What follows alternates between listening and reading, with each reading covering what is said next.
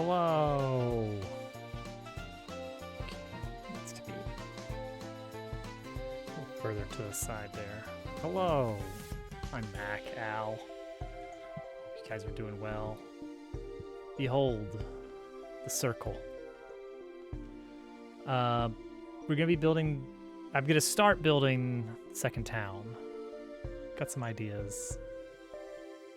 We got some work to do. It's gonna be fun. It's gonna be cool.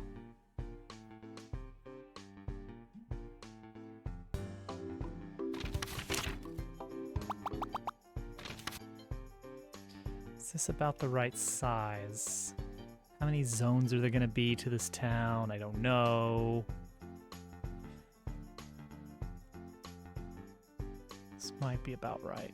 So I'm thinking vaguely donut-shaped town with a big bit of tree coming out the middle. We need the entry point. Just gonna be down here. Oh, it's him. It's Germ Dove. Dove, welcome in. Thank you for that. Thank you for that raid, that invasion, even. Germ Dove. Chillin' content. I want to see chillin' by the ice. Germ invasion. Understand. How was the chilling? Darren, thank you for the sub. 39 months. That's almost a year. That's almost a year. That's what I'm saying. 4 straight hours of building fire. Is there 4 hours of fire building content in that game? Do they make it interesting? Was your disembodied Zoom call face hovering over the fire? The other 2 levels. How do you have other levels? How do you have other levels in a game like that?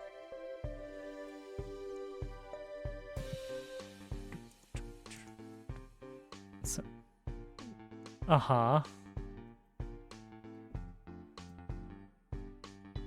and there are new enemies.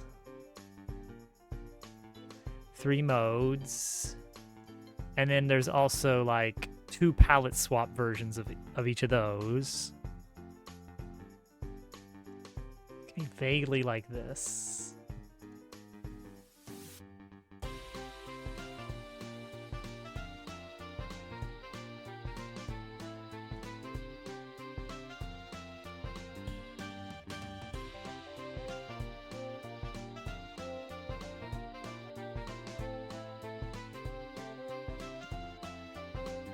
For marshmallow skins.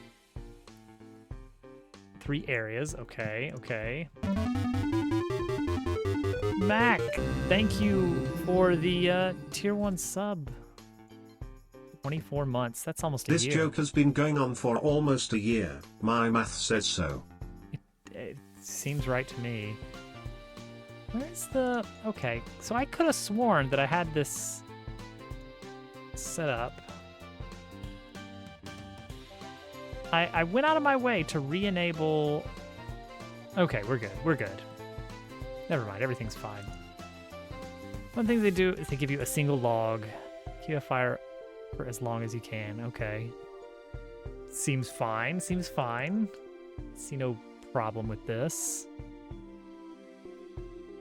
Alright, duplicate this. Except... significantly smaller. Subtraction. There we go. So this size can be reduced by a bit, I do believe.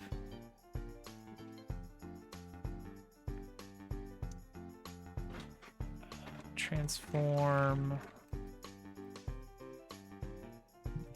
There we go.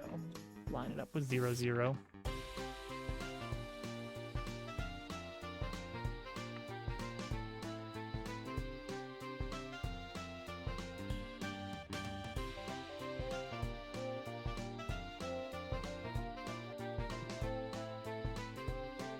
Now this feels like too cramped.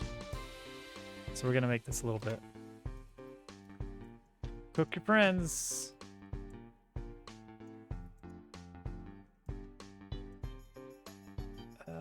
This is fine.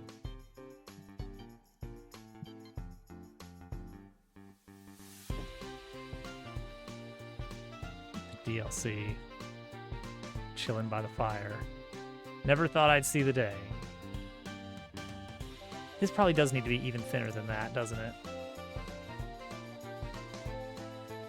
Like the height here. Cut that in half.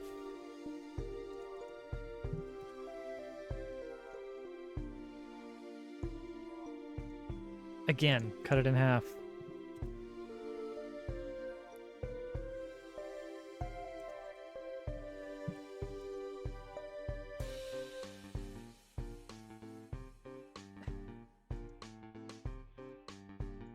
Why not? What would be the... Okay, what is the weird... Wait. Collab with Firewatch. Right?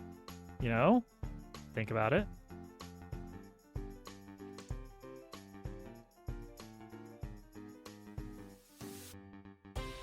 Watching by the fire.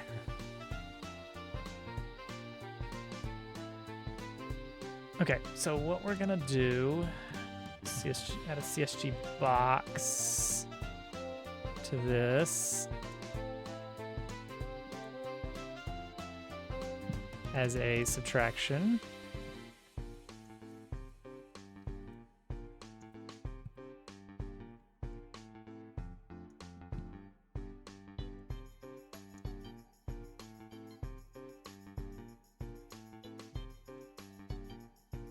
I guess duplicate that. There we go. So now we have these nice little quarters, these little quarter panels.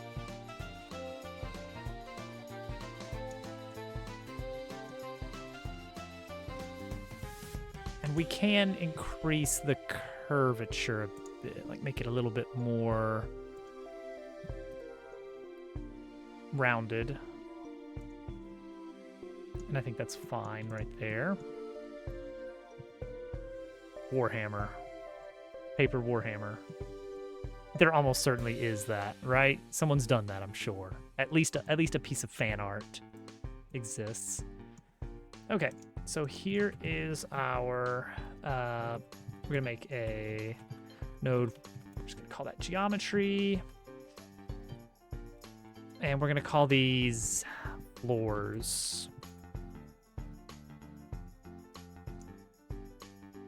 So we're gonna duplicate, and we can just rotate these around a little bit. And just, let's see, rotate around, and boop, and boom. There we have some dynamicism.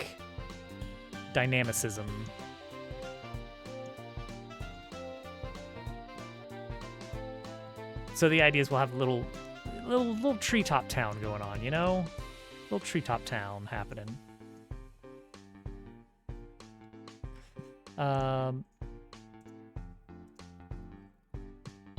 So also we're gonna have, hey, believe it or not, guys, there is a dog somewhere in the world.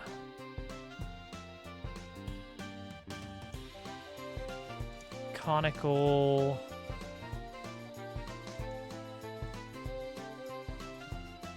Tree. There's Posey. Posey does occasionally bark.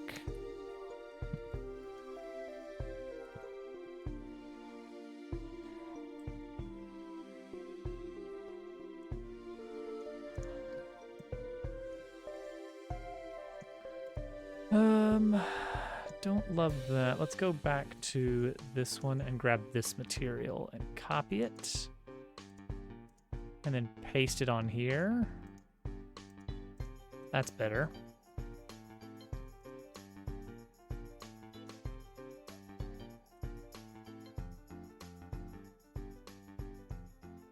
I don't know if I want it like that exactly. I want you to be able to kind of see behind it a bit. So, what does that mean? Do I want like that? Feels a little bit silly, but I don't want the camera to wrap around here. It's gonna be more that like there's gonna be little stair areas, and then as you get to this zone, this interior is just going to like fade out, like become semi-transparent. This tree almost definitely needs to be a bit more rounded though. That looks good. Oh, good. Real good. You can't slide through there. Dabble cart. Okay, this is important. We want to be able to see under it so that you can get an idea of the kind of thinness of the floor a bit. Stairs will be pretty easy to add in. We're going to kind of fake the solidity of the stairs, though, and just make it a ramp. Nobody likes to jump upstairs. Let's see here. Hey, Captain. Believe it or not, stairs. Yeah, I think the easiest way... Oh man, here come the lizards! Easiest way to keep... Do we go quadrants? Are we gonna do quadrants here? That feels a little bit too strict, you know? So we're gonna want to make it a little bit sillier looking than that. This big shadow is cool. We want to keep that if we can. But quadrants on their own, that's too strict and uninteresting. So we're gonna shift it up a bit. Let's see here. What exactly are we gonna do? We have like a little... Where's the shop gonna be? Okay, so the main things we want in our town here is we gotta have the shop and the inn, right? But additionally, yes, shop and inn. The major entry, there's gonna be the initial entry point, which is going to be from, like, I guess from the interior of the tree, maybe? Like a little walkway coming out of the tree. I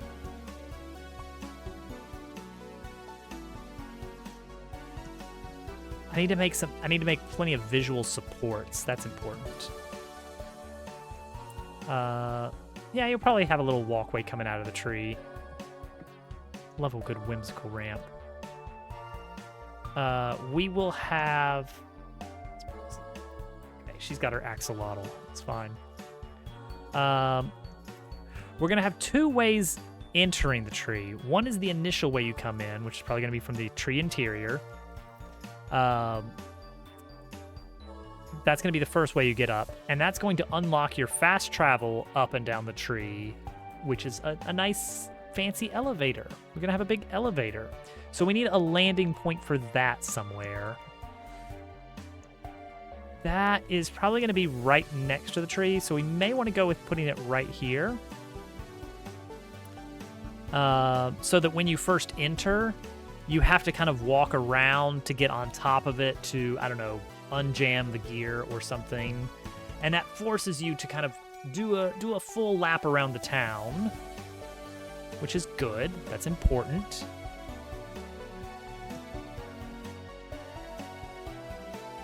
So you'll see all the sights. Hey, welcome in, Mostly Pirate. Thank you for that raid. Much appreciated. Welcome on in. How was your stream? Hope you enjoyed. Welcome in. We're all it's Day's fault, huh? Welcome in. checking out a bunch of demos on Next Fest. I'm not gonna do Next Fest this time. I'll do it next time around. There's still some outstanding bugs with like AMD hardware and stuff, and I'm not really sure how we're gonna approach that. I know, right? That's the thing to do. Next Fest. That's the big one. Watch this space. I guess we can do vaguely quadrant zones and then just mix them up a bit.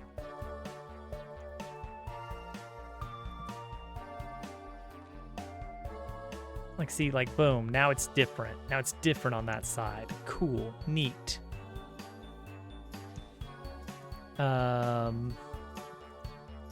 Additionally, maybe this one is slightly thinner or something like that. Like, we you know, we'll make them different.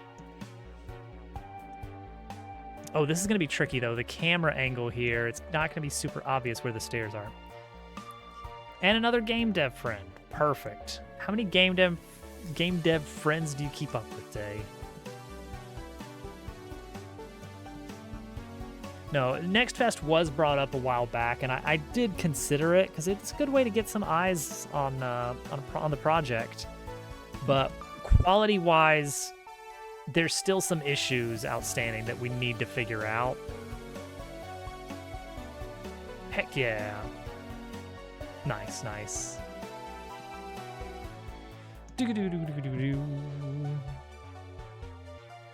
We'll put a fancy elevator here. That's going to be the fast travel up and down. It's going to be fun. Yeah, that can fit an elevator. We'll put some little guardrails. Now, here's the thing: is like, even if we do fade out, well, no, we'll just do it this way. Even if we do fade out this tree, this is going to be an awkward spot for stairs because you're not going to be able to really get a good view of them here. So I think what we'll do, more likely, is have this back zone be a lot less populated with things. Like we will fade out the tree when you come behind it, and then maybe this is just like maybe we let this wrap further behind, and then we do a rope bridge so that you're kind of fed to here. Well, rope bridge, how would you connect that unless this... We're gonna do some weird stuff, I think, is what it's gonna come down to. Rope bridge would be cool. Rope bridge is cooler if you can get it to actually, like, jiggle a bit and swing as you walk. Realistic rope physics sucks, but we could probably fake it a bit. Would it be feasible to have the game detect if that's the default and auto switch to that other driver? Yeah, I can set the default driver. I'm hesitant to do that at this point just because I see no reason to think that we wouldn't have just as many issues with a different default, but just from a different set of people. AMD bugs are the same. Such a demo is literally the best demo since Legend of Dragoon. Demo disc from the official Sony PlayStation magazine, available at local Walmart or Target. We didn't have a Target or even a super Walmart. We had a regular Walmart. Close parentheses, close parentheses. Well, thank you, Captain. That's very kind of you. I feel good about it. I feel like the demo, it's a good chunk of gameplay. And I never felt like I could really cut it shorter. So you just have to have a 4-hour demo, get over it. Because I felt like, oh, well, if I cut it off at this point, well, you never get to experience the fact that the game has this. And, oh, if I cut it off at this point, then you never just get to see this cool thing. And so on. And so it was kind of like feature creep, but more like demo creep. I just wanted to make the demo bigger and bigger and bigger. Yeah, like what if, yeah, there's like little stairs. And then you just bloop over here onto this side. And so we kind of get rid of this one completely. The full game to be... okay. So the full game is going to be minimum 7 chapters. Each of those chapters is expected to be about... probably longer than chapter 1. Some of them might be shorter. I don't know. But the other caveat is there's going to be a ton of side content that's not technically required. There's going to be optional challenges. There's going to be a sort of gauntlet fight that you can go through to see, like, you know, how many fights can you do back to back with no breaks. And you get a reward for completing enough that will, you know, be useful for the rest of the game. I want to have optional side quests where two different types of optional side quests. Thousand Year Door had the Trouble Center, which was just a good system. It was a way of consolidating, like, here are where all the side quests start. If you want to take on a side quest, you have to come here to accept it. And as the game progresses, you unlock more and more side quests, which is fine. It feels a little bit awkward. It's like, oh yeah, these people out in the middle of nowhere are totally sending in help requests to this hub town that's like miles away. Sure, why not? It's fine. But it's a little bit clunky overall, but it works. I want to have something similar to that, of like these little mini side quests that are very official. Like, this is a side quest. You take it on, you complete it, you get an okay reward. But I also want to have big side quests, like full on, here's an optional hidden mini boss at the end of a complete, let's say mini-sized dungeon with puzzles and platforming and all the rest. And it's just a full-on boss at the end of it. Bug Fables actually did a little bit of that, and it was really cool. Hey, Yami, welcome in. So I kind of want to do a little bit of both worlds.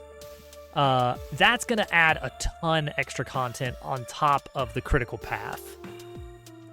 My target is that, like, a first playthrough, I would love to be in the 30-hour range for a full first playthrough, any percent. Speed run, obviously, it's going to be like a couple hours, and most of that's going to come down to the fact that, yeah, it's an RPG. There's cutscenes and dialogue. That's just part of it. 100%, I want to go over 40 hours if possible. I've got some fun ideas for some optional content as well that would be a completely separate game mode, separate from the main story entirely. Like, maybe even a separate option on the main menu kind of thing.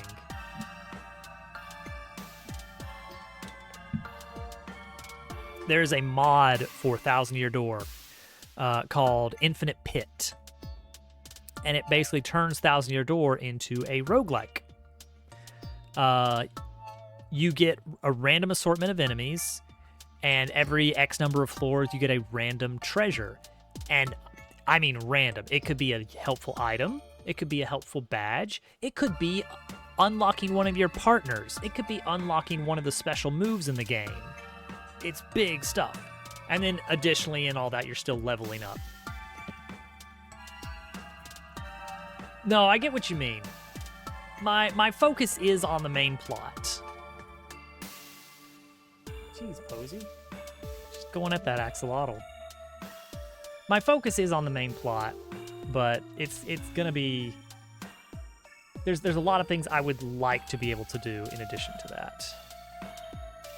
Okay, so you would do like this, I think. So we want to make it like this, I guess. And then we can increase this interior a bit. That gives us this shape, which isn't great, but it's not the worst.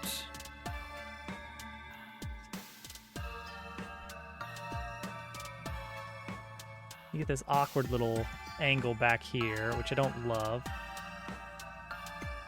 Unless, what if I did something really awkward here and did something like this? Let's see, now that's a shape right there.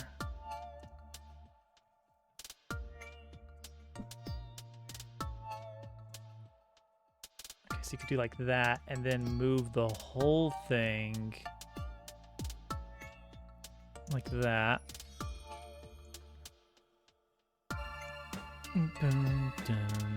Ended up finishing it with 4. Mine, the overall plot has been written out for the most part. There's a handful of pieces where it's very vague, and then somehow this is revealed and this character does this. Sometimes it's a little bit vague, but on the whole, I need the whole. I need 7 chapters to tell the story. To make it genuinely impactful. How does this work? How can we make this work? We have the interior. We're gonna have shape. I don't know. It's a wooden deck patio thing. And then somehow I want to do something like this, I guess. It can go over a bit, and that's fine. I guess I need to be okay with that. So that means this can extend further.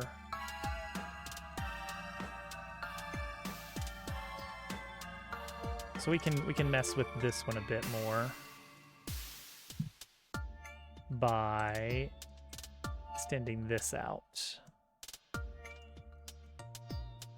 Yeah, and that's completely fine to do.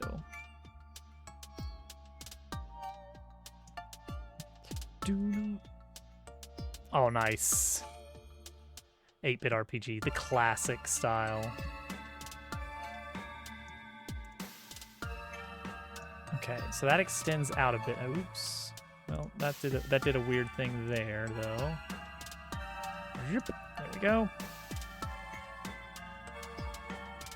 Okay, and then this one, it's like that would, I guess, work. We could do an intersect to kind of get, does that work? If I do CSG cylinder intersection.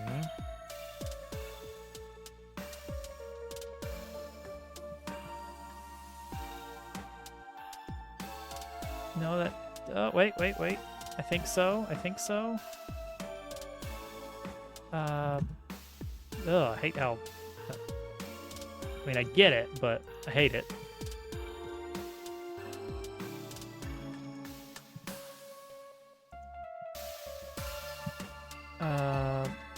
So we could do something like this to fake round out that curve a little bit shorter and get a really silly mesh, but it works. It does work.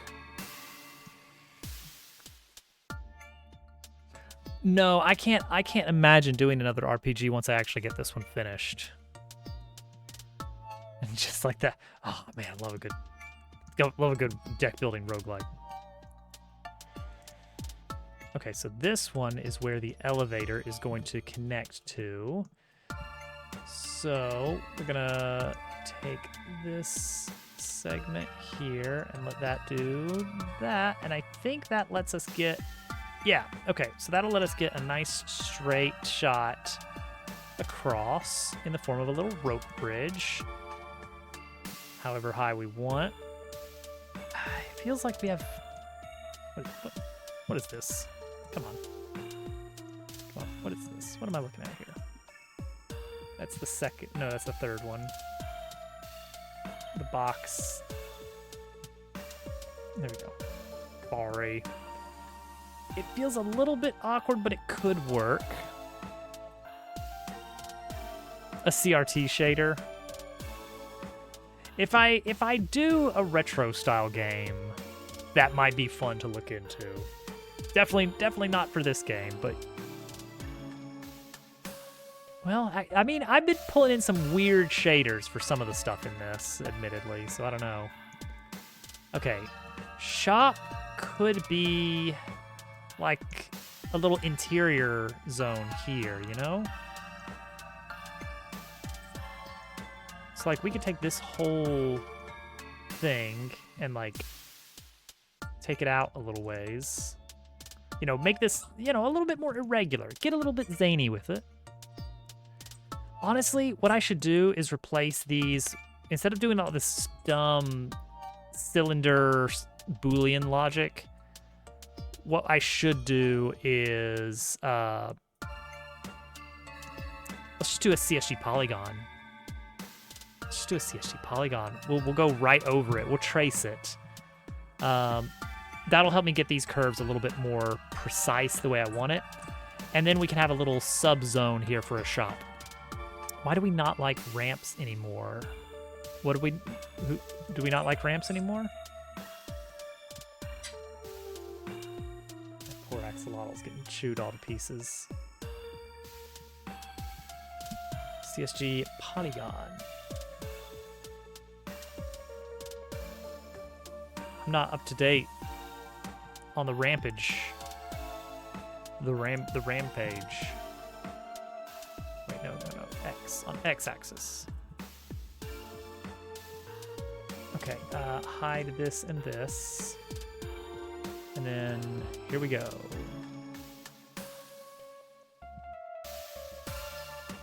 Yeah, just do like this.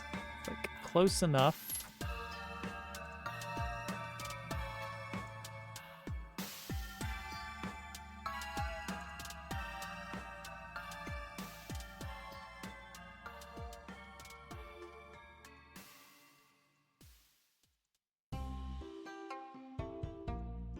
Perfect.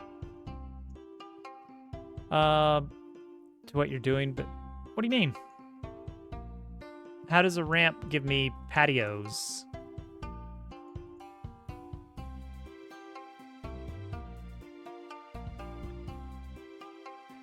No, we'll get to how to get between floors later, but that's a ways out. I'm not starting that for a bit. I want to get the ground first. But no, I decidedly do not want like one single spiraling ramp, if that's what you're suggesting. I don't think that would look like what I want. What's the best way to describe the kind of place we're building here?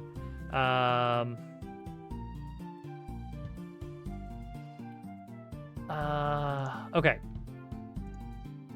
First example of thing we're trying to build.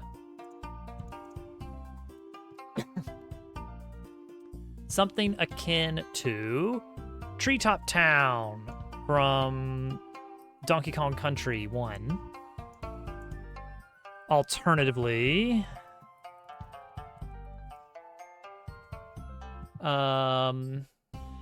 another good example of the sort of place we're creating.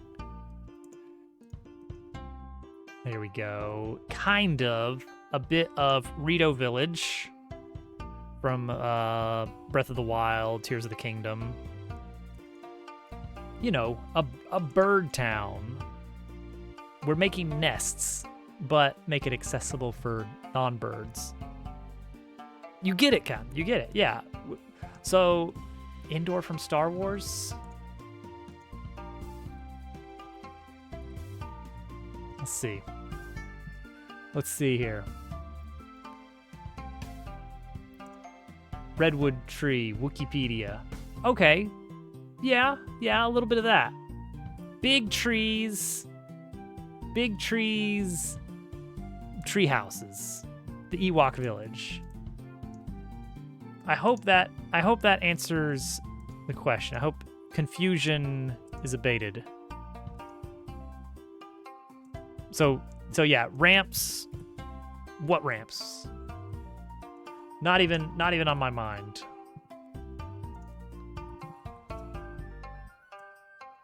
Not even on my mind.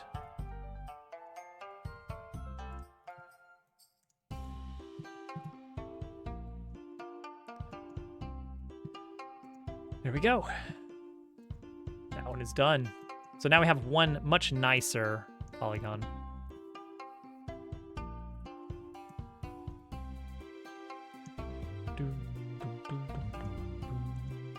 All right, let's do this one. Yeah, this is going to be much easier, I think, on the engine overall.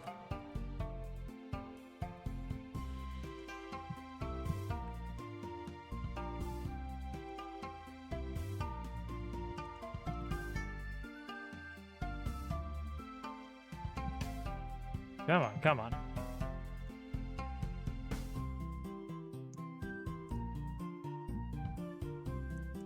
Here we go. So this one is going to be pretty much as is. We're not going to be making any real adjustments to the existing geometry. I think it just makes things a little bit cleaner overall.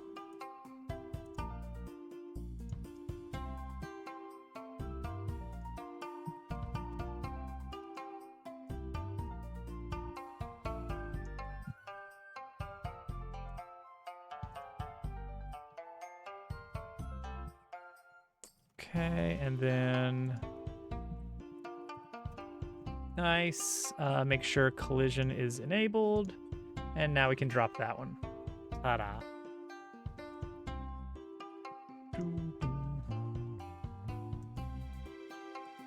All right, and then this one, I don't know exactly what this is going to look like in the final version of this, but sure, let's just roll with it.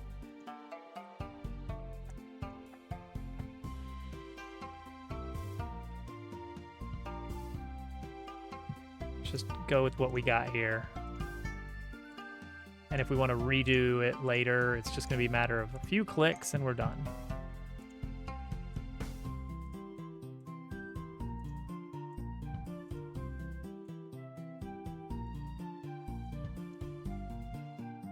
Beautiful.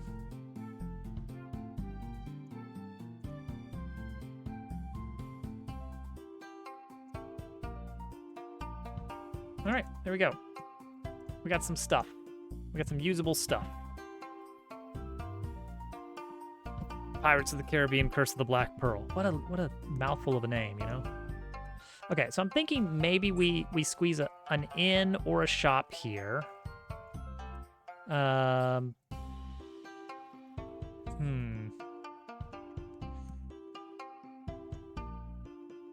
maybe the shop goes here, inn goes here. And we'll have a little interior. Let me see how that would compare.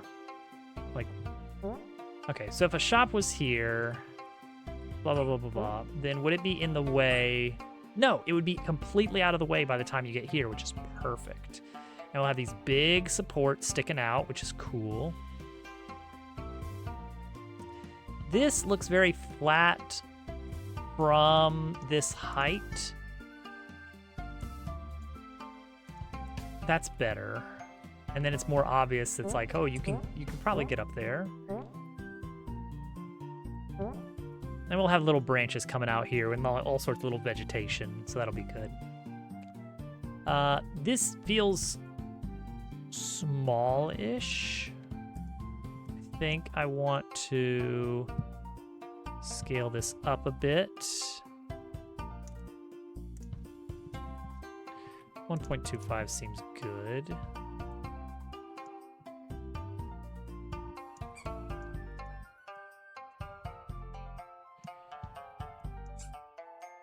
Maybe just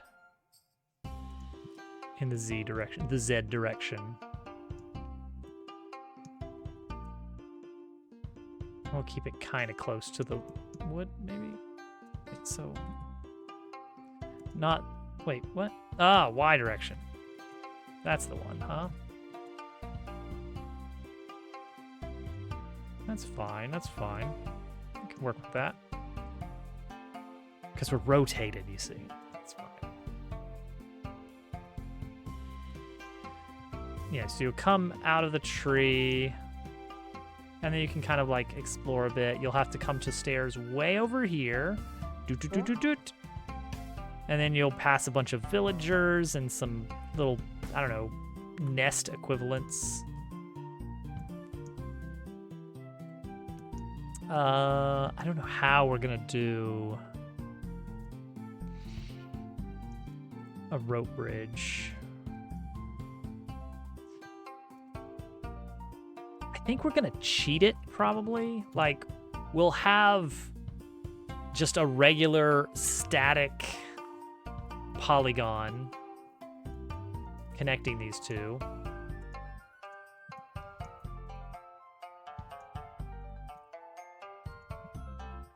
But we'll have some like individual physics-based planks that kind of look like they're going back and forth or something. How can you do this? If I just do this, how could I then give it thickness? Is there a decent way to do that? You can't copy the vector, can you? Okay, alternatively then, CSG cylinder, my old friend.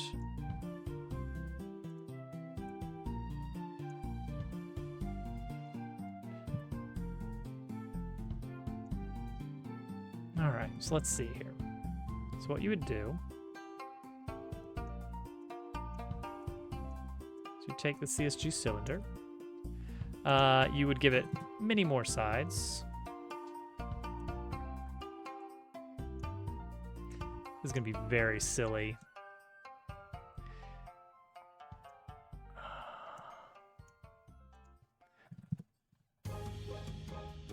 I think we may, I don't know, are we gonna just trace this?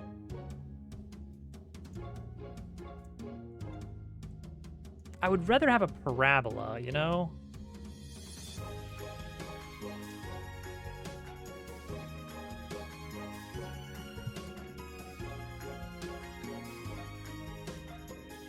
Okay, that might be about what we're looking for. Oops, what's the max on sides here? Oops. 64 is the max. Okay. Like we could like trace this vaguely to get kind of the we just need this for the collision, right?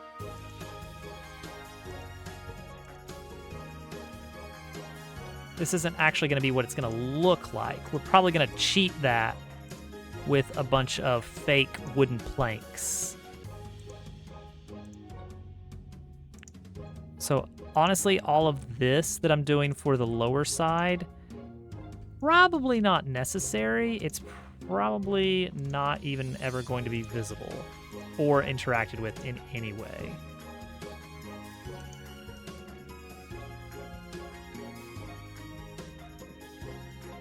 Oh, that's not bad right there. Except, ow. Cheating. Wait, what am I seeing here? When I flatten this out, is this, am I getting an edge of something else? I am getting this edge right here, haha. Okay, that's fine, because we did this in the way we did.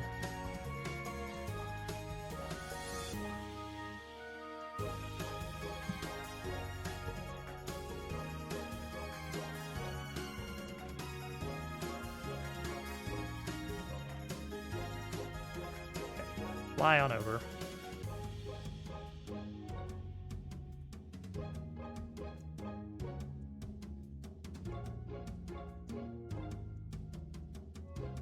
Go into the solidity bit. There we go.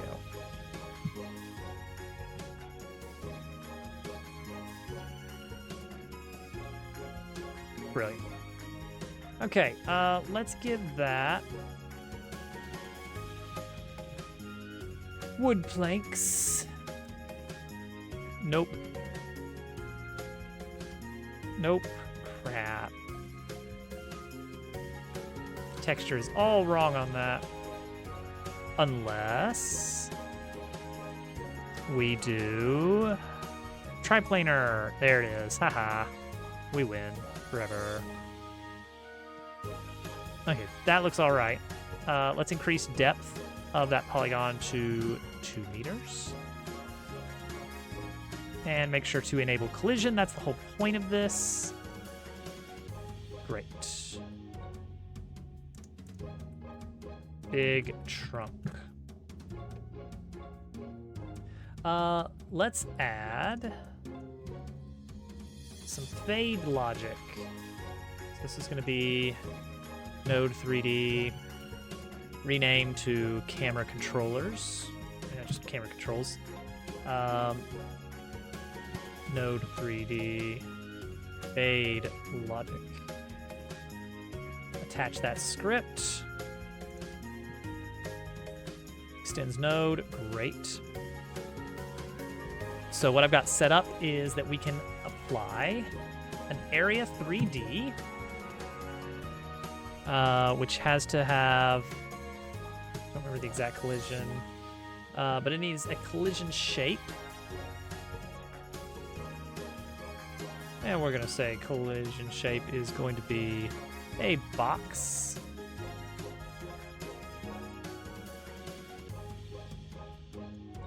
A pretty big box at that.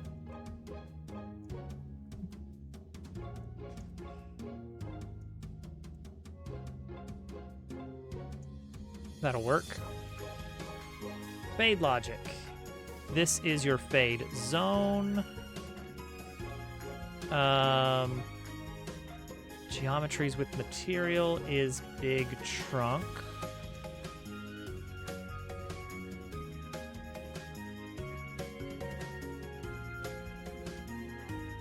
Posey. No. No.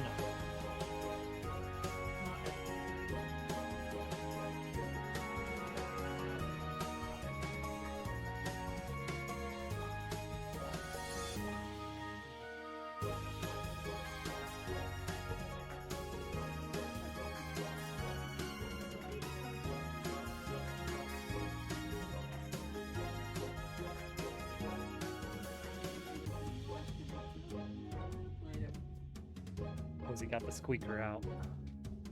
She was trying to eat it.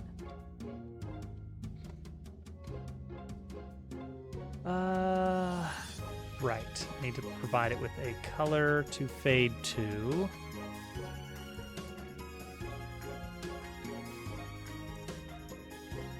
Well, do I though? Oh, because this doesn't have. Right. Okay. Copy. Remove. It's got to be a material override. Or it doesn't count. That's the way I set it up, is it always looks for a material override. But let's see if this is going to work. So as we go back here... Oh, we're too far for it to fade out. We're too far for it to fade out anyway. We can allow us to be closer to the tree. To actually see that effect. Oh, it's actually not triggering anyway, so... Maybe we don't need the fade logic at all. Shaw! Hitego!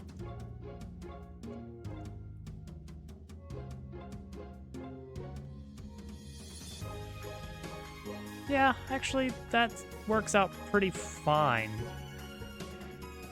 Alright, remove the fade logic.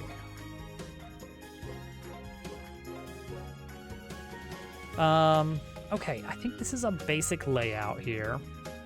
Some of these things might be flattened out a bit. But this is the general idea. We're gonna put a shop here and in here, or vice versa. Thinking shop here now. So I'm gonna need to make little house-like bits, but they need to be very twiggy looking, like something a bird could make, you know?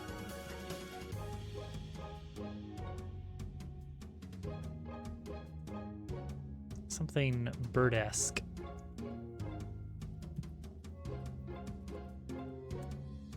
All right, this is gonna be our first limb. Look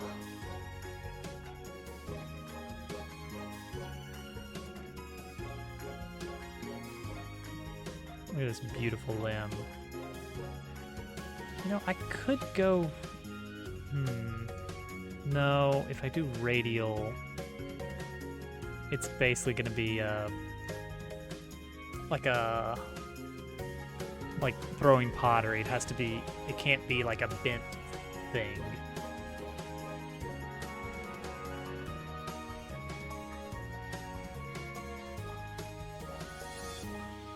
All right, so what I'm going to do is I'm going to plop this in here as a big old branch. That looks all right there. And then I'm just gonna kind of get rid of this, or I could keep it and actually make it an interesting shape of some sort. How do the CSG polygon options work? What is path? You assign it a path.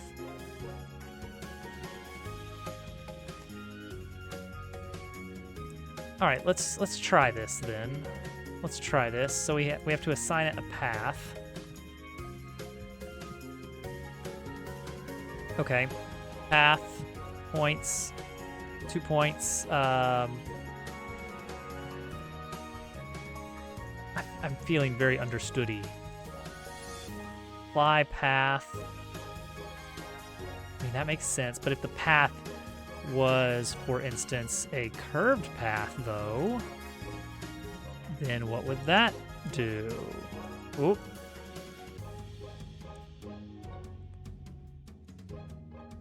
Uh-huh. Give me another one.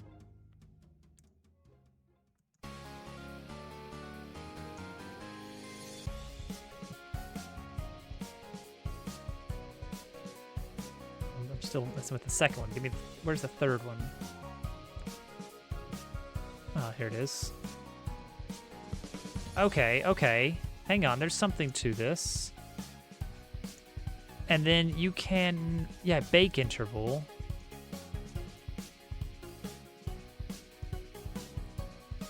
Okay. Path interval, 0.5, 0.1. Ah, okay. 5. Okay. Yeah, I see how this... Okay, so it kind of extrudes it. Path simplify... No, okay. Path rotation. Oh, okay. Yep, that makes sense. Path joined. First and last point. Oh, okay. No, we don't want that. Smooth faces, yes. Okay, yep, that just smooths out the UVs. Okay. Well, that's something, but... No, you still can't get something like a crooked cylinder that tapers. That tapirs.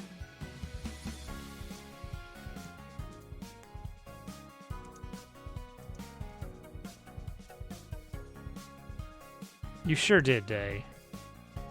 Okay, so spin, of course, is just rotates it like a potter's wheel, right? Tapier are cute. Spin just does it as a potter's wheel, and it seems like depth or a path just extrudes that shape, but you can't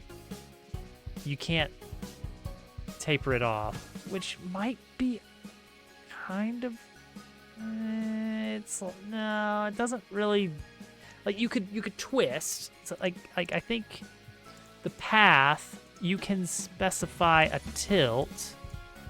Yeah, you can do like this, which, you know what, there's something with that. There's something there. Hold on. Maybe we can do something with that.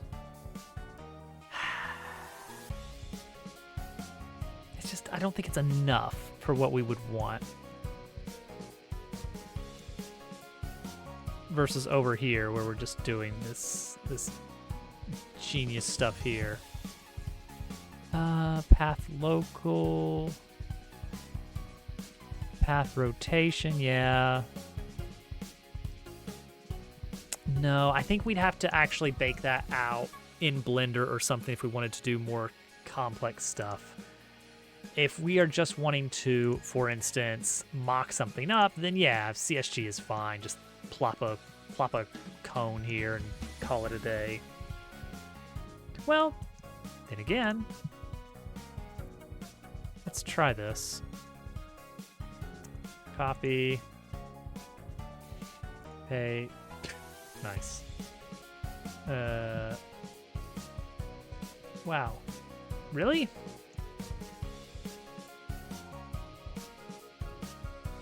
That's the way you're gonna UV map that?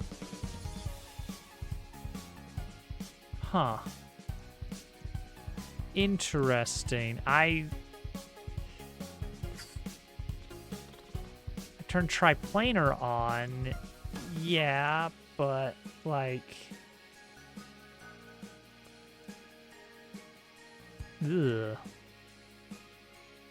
You know?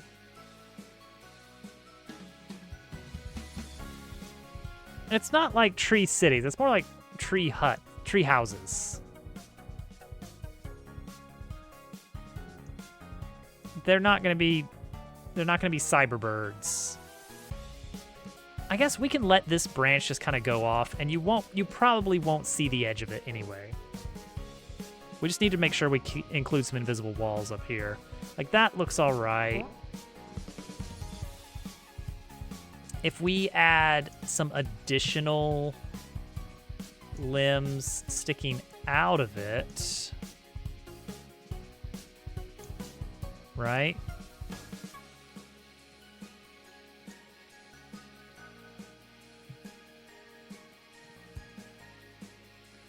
We're gonna get pretty organic up in here. Cyberbirds does sound pretty cool. Unfortunately, no cyberbirds here.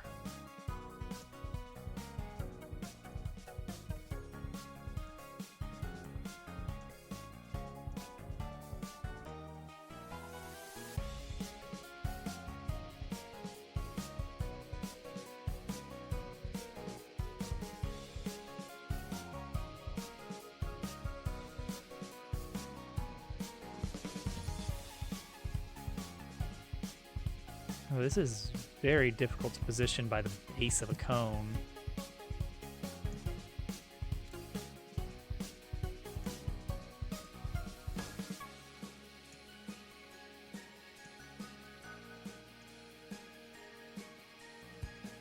Beautiful. I mean, what tech do the toads have? Also, they're frogs, mind you.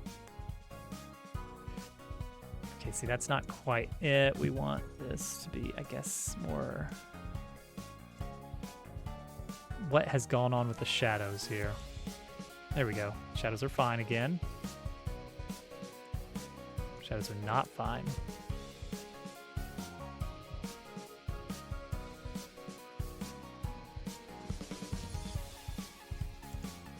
Okay, that looks fine. Yeah, we need... It doesn't read unless... Yeah, there we go, there we go.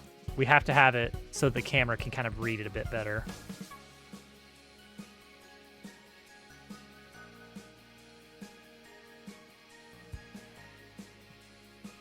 And I know just what that needs. Birds aren't even real, so I don't know what you're all worried about. Leaf. We need to add leaf.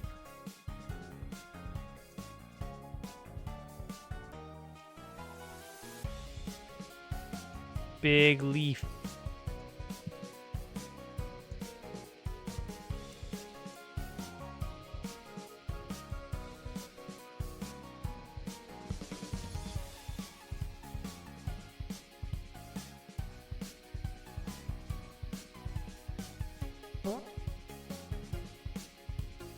Can't even see the leaf. It's too far away. All right, bring this limb closer after all.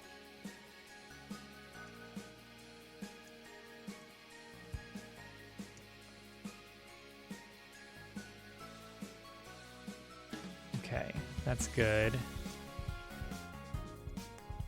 Big leaf. Big leaf. One big leaf.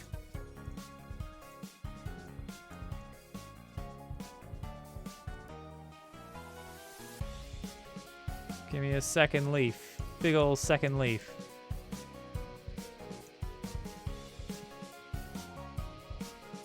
Or up here. Nope. There we go. That's it. All right. So that's a pretty minor detail, but, you know, there are leaves on the tree now. Give me big plant. Oh, it's too huge. It's too new.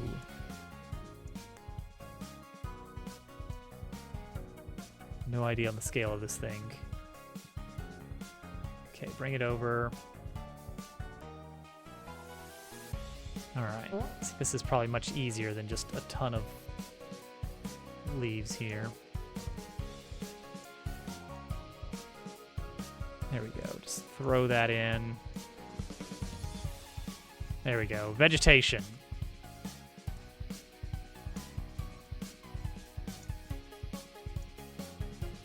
Just make sure it's not clipping in. There we go. All right.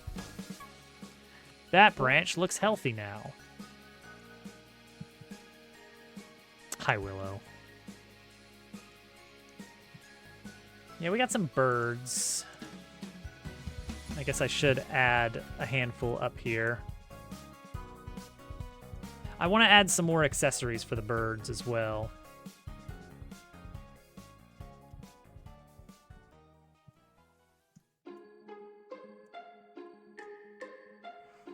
Bird. Bird with a hat. Bird with headphones.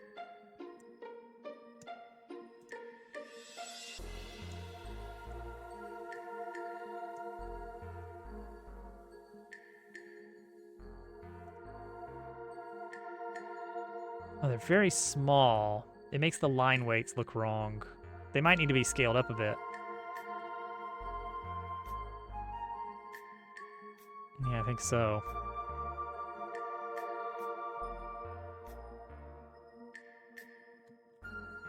These birds are too small. Either that or I gotta thicken up the lines.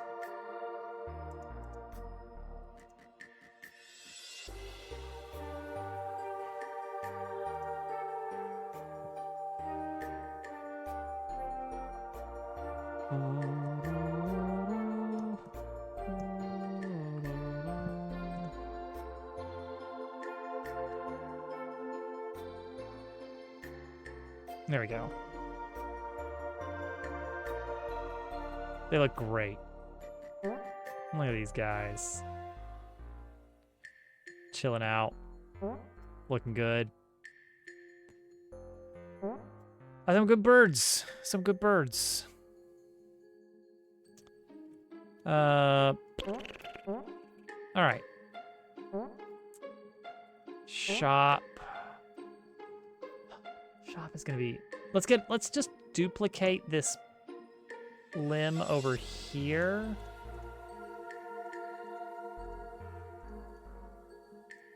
And just scale it -1 on.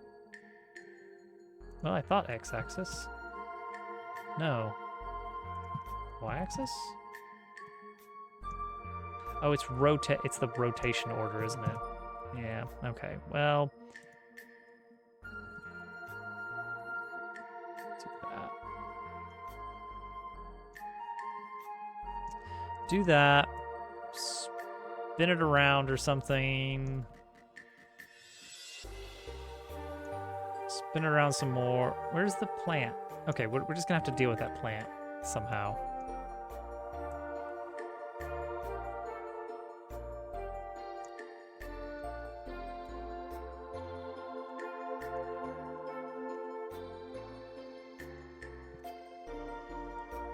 Legally distinct bird characters.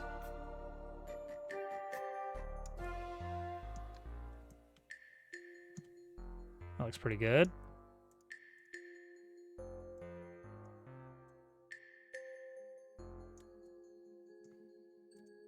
We can get rid of these leaves, I think.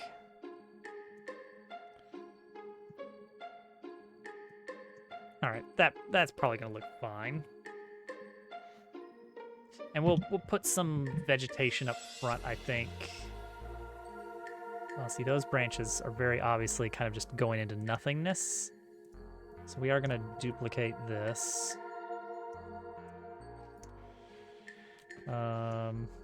Just kind of hide what's going on there a bit.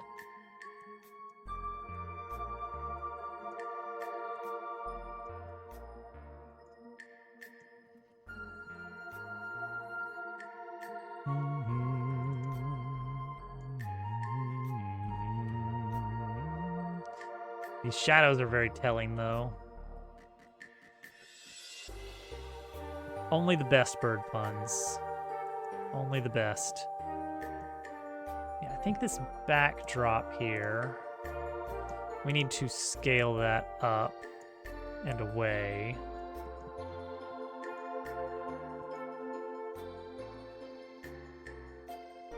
Are the leaves actually attached? What do you mean by attached? They are positioned at about the same spot.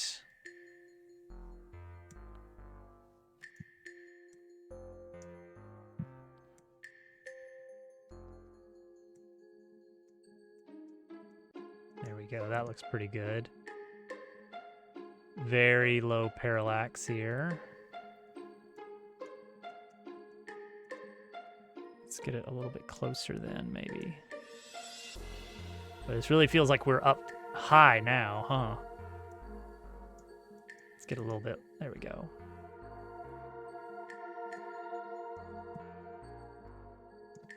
They're big, big leaves. Maybe 8 times as big is fine. Oh, that feels too close. Whoops.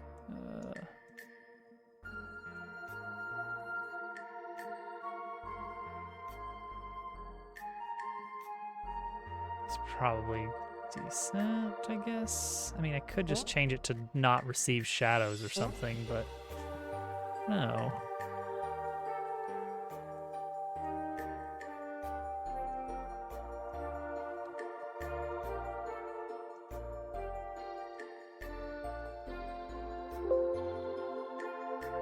Here. As long as I don't see any sky under there, we're fine. That seems pretty good.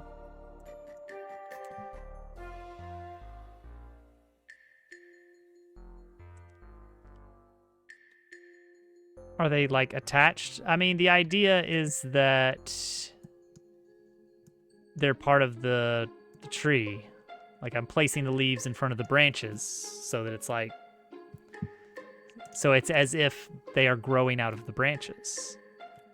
I want to make sure they're not literally growing out of the branches. There is no tree here. This is actually just a drawing.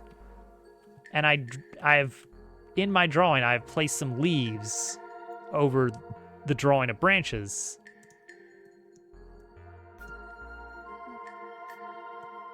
Yeah, no, I know.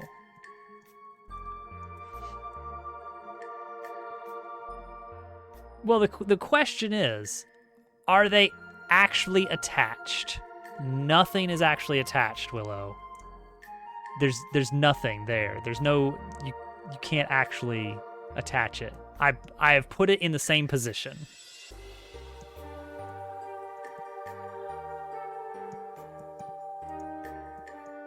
In universe, if you're talking about the fiction of the game, yes, these are the leaves of the trees.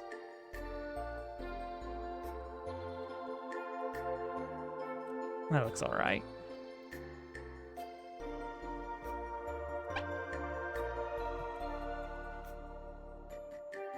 Yeah, going into the shadow is good there. I like that.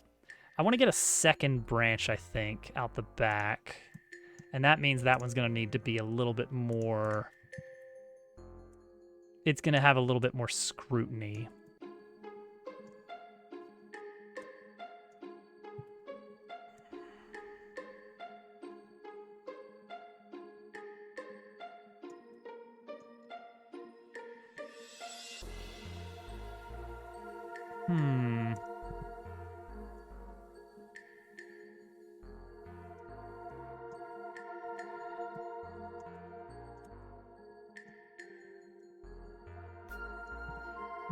Yeah.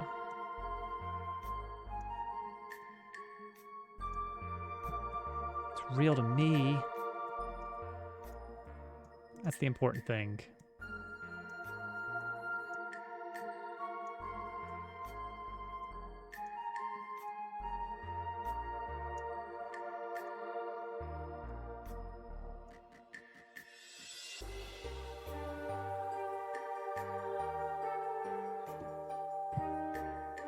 I mean, chances are gonna have to be a panda again.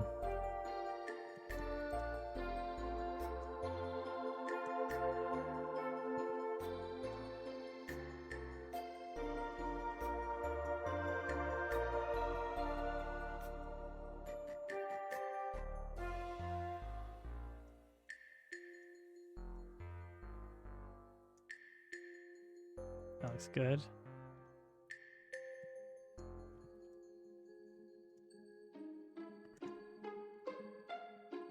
Barely see that one.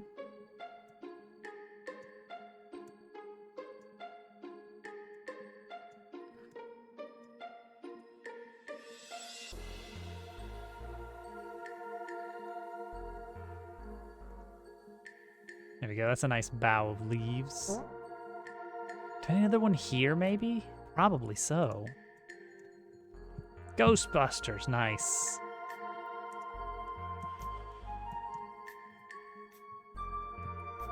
Limb 4.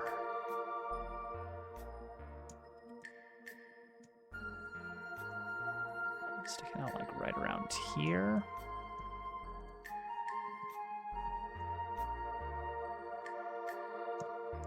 I would expect to get more trick-or-treaters than we actually end up getting.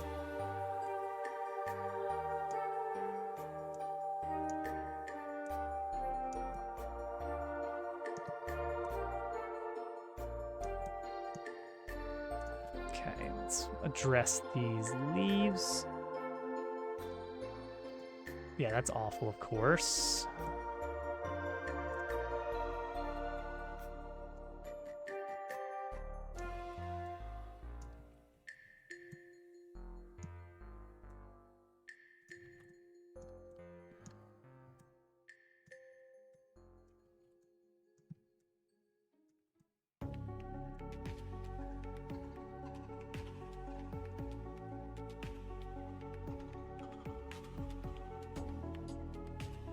Better.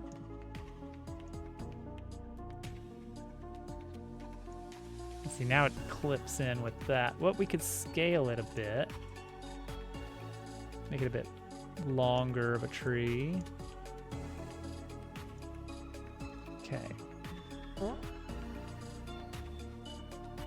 Is that actually... No, it's not. How about now?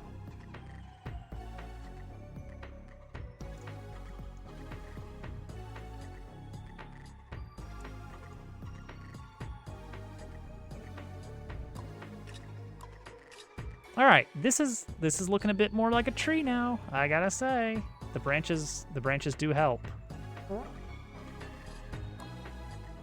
and it looks a bit more supported. All right. Okay.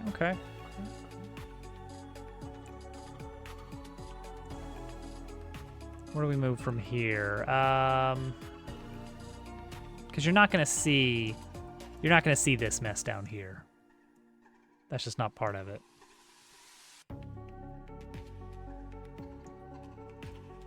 Yeah, I don't know exactly how the shop is gonna look.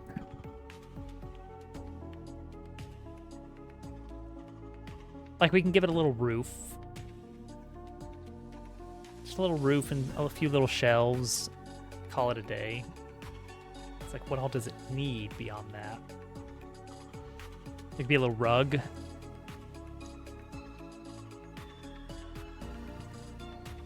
I guess it could have a little interior, like some walls. Yeah, like a loft. I could make it... I'm gonna make it a birdhouse. I'm gonna give it a birdhouse shape. It's so obvious. Make it a birdhouse. Duh.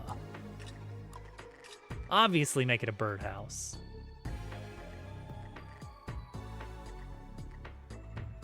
Yeah, well, maybe it'll be hanging. Like it'll actually like very gently swing a bit. CSGs don't do good when they're moving, so it'd have to be something built differently. We could build it out as a character body with collision box 3Ds. A little more difficult to edit, but it'd be fine.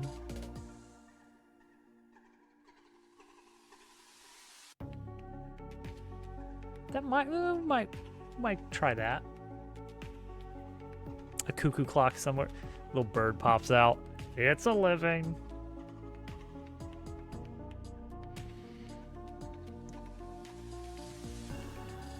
All right, what do the wooden supports look like?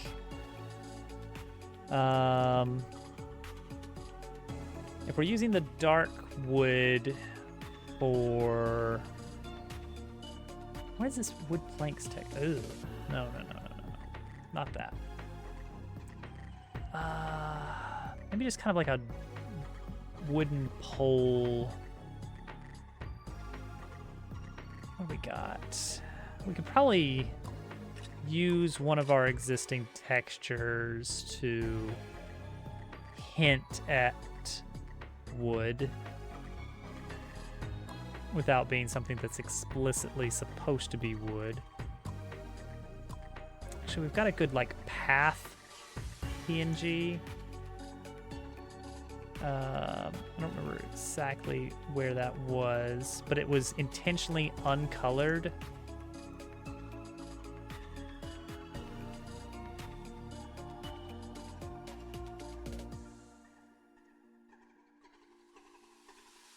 Path texture was based on dirt_gray.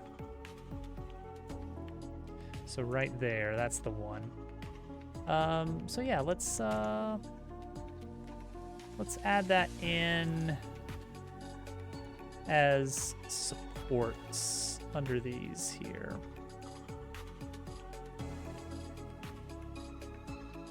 And we will do these as CSG cylinders. They're gonna be fairly simple, and you're barely gonna see them. So let's not get too detailed on this. So it's just gonna be a simple cylinder that barely touches that. Pretty close to the edge so that we're more likely to see it. Slap this dirt gray material on here, but then give it a brownish albedo.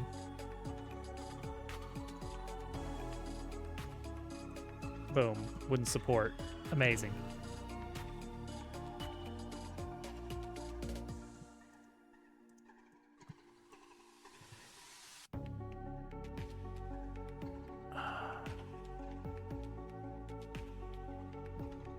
Make a mesh instance. No, don't.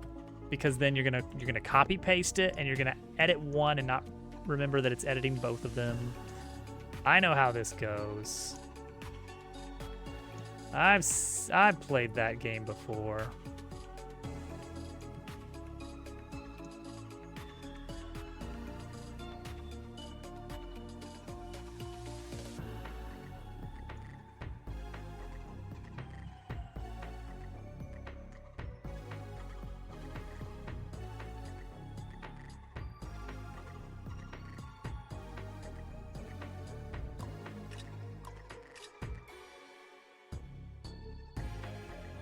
Where is the... Oh, okay. Hello? I am clipping. Okay, good. Impossible to tell.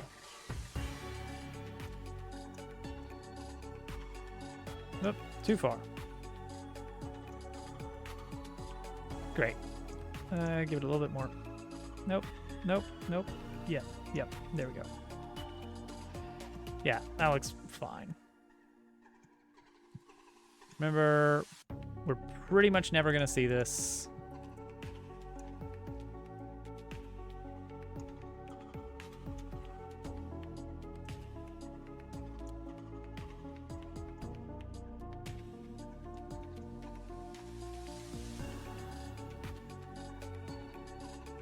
Okay, want to point it towards the branch. And something like there, and then, wow, that's a long ways out, huh?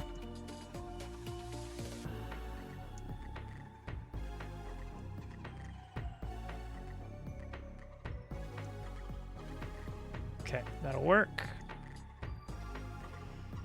Okay, there, some basic supports. Let's do one more over here on this other branch. Hey! Chip! What's good, man?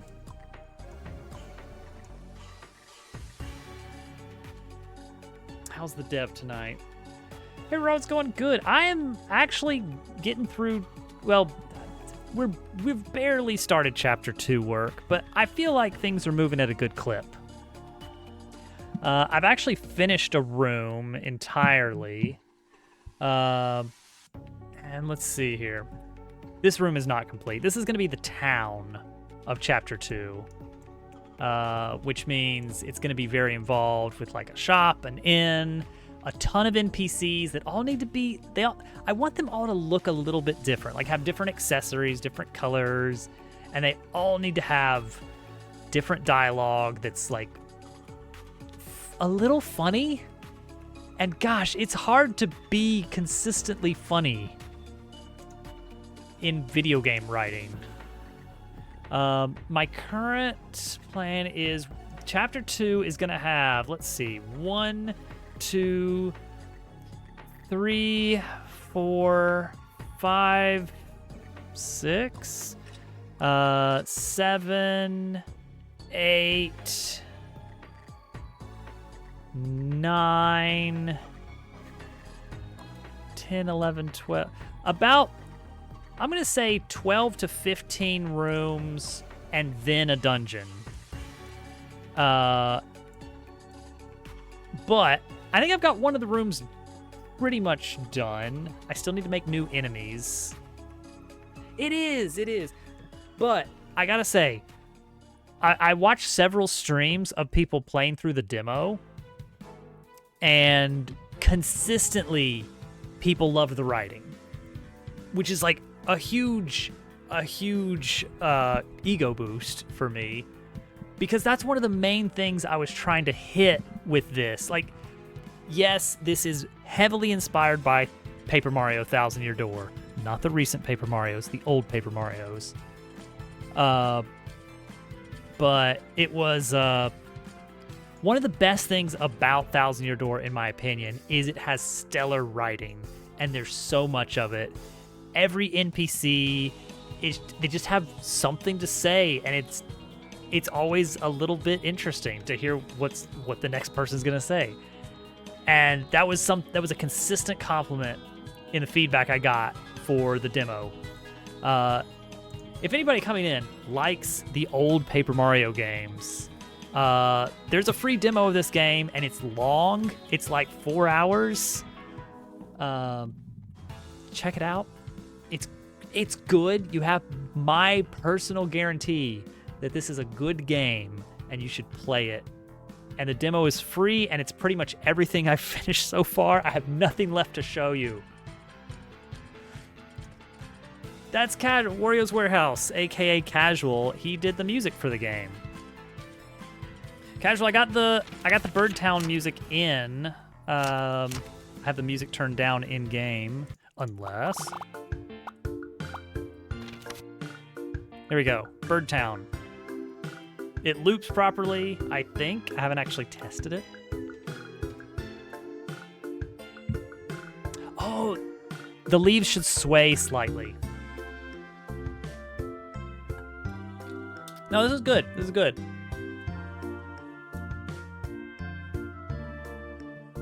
I think the main theme of it fits pretty well. Ba-da-ba-ba-ba. That's a really good little hook.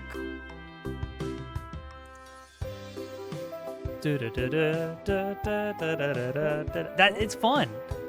Now the chord structure is very reminiscent of the hub. I don't know if that was intentional or not, but it works well.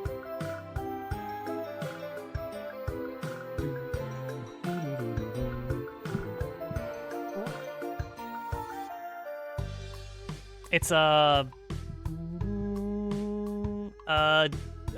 C augmented.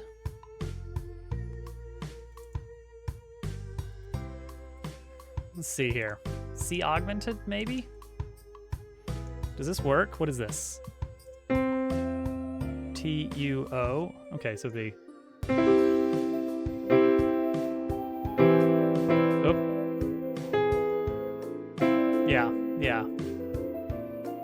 So it's...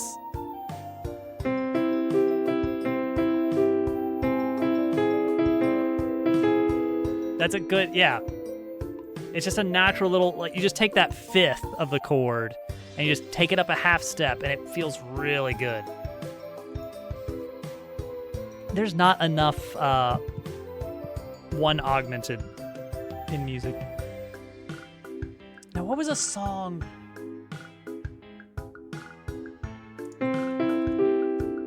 Oh, perhaps the most famous, in my opinion, of the root augmented music, Super Mario Land for the Game Boy, 1990-ish?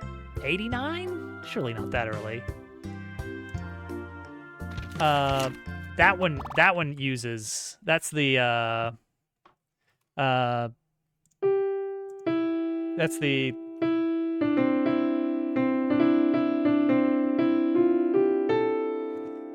Because the root is like the...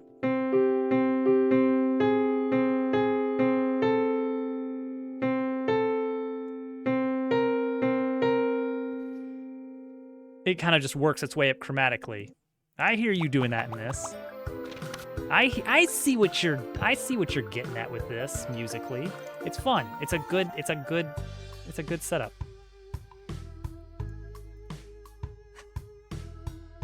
Chip, are you still expecting 1.0 around early next year? I got a crew and we're gonna do a run. Some entirely different kind of music. Well, let's take a little listen. Let's see what Casual's got for us. Hot off the press. New work in progress.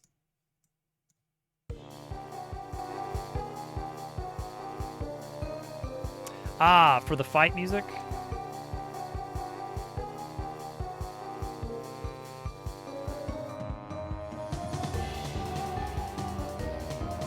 You really, that dumb little example I gave is, I hear it bleeding in.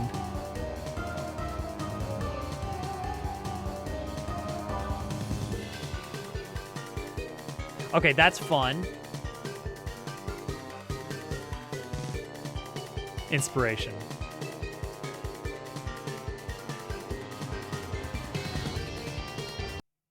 Okay, let's see. It stopped loading for me. Is my internet still up? Yes. It's probably fine. Okay, one note for the for what you're going for tuba voicing with the French horn. For a good kind of oompa tuba line, you're gonna want to shorten those notes to like half as long.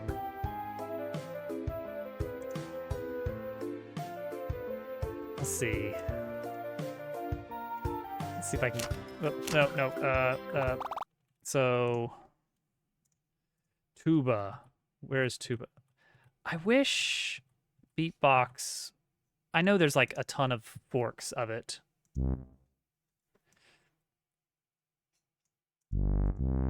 So if you do this, like that's fine. But if you do something like this, then you get more, you can kind of visualize a guy kind of, you know, the classic tuba approach. Give it a shot on that. I think that'll make the tuba line sound a little bit more believable.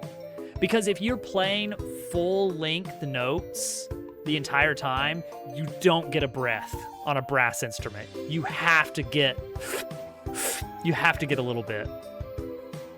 I think the attack is probably fine on that. We're gonna have to start doing some unholy merging of beatbox and GarageBand to get like the good stuff out of beatbox and the good stuff out of GarageBand. Because the drum samples are excellent on GarageBand, but it is very lacking in some of the other departments. Like for synth, being able to pitch bend, that's so good on beatbox. What's up? What's Posey doing? Oh, Posey's just being goofy. One single rock guitar, yeah.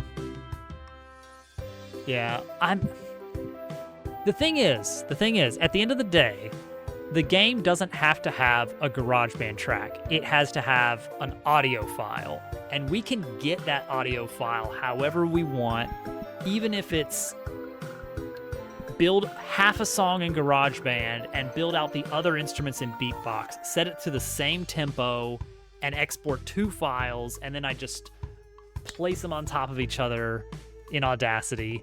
That's a legitimate approach. And the game will not know the difference. The thing I hate about this, and this is a common thing in software development, and I guess a lot of other disciplines, what you lose out there is speed of changes. In Google Translate, perfect. That's why I love the CSGs so much in Godot. I know they're not super performant, but they are editable in Godot.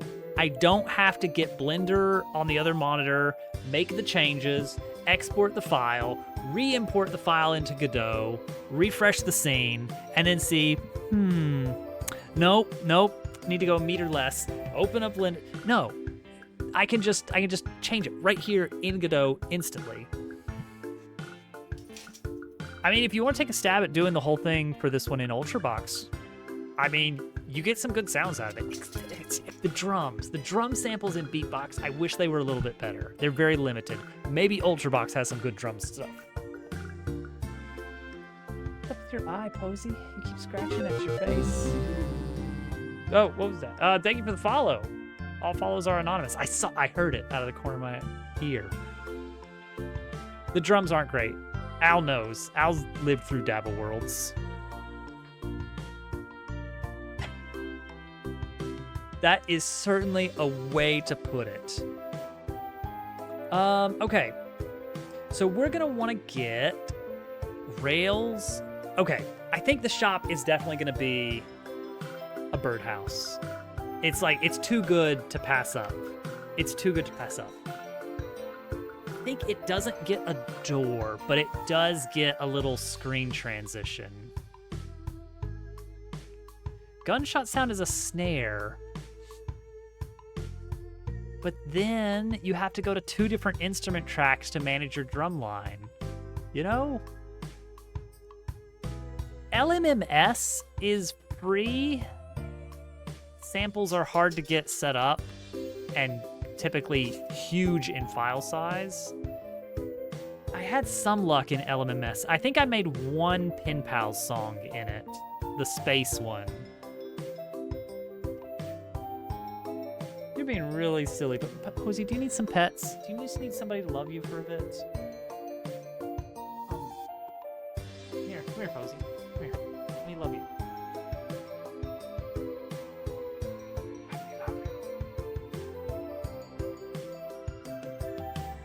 Probably not visible.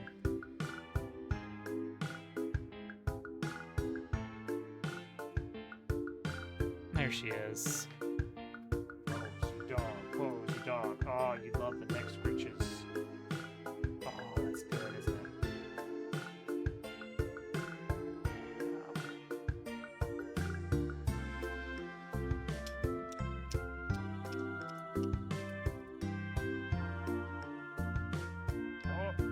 Oh, in the ear.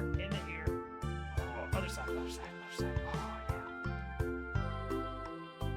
Hello, dog. This is Horse.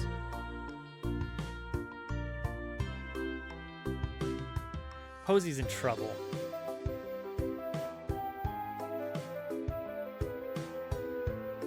Posey ate the thumb off of little Toadette's favorite new gloves.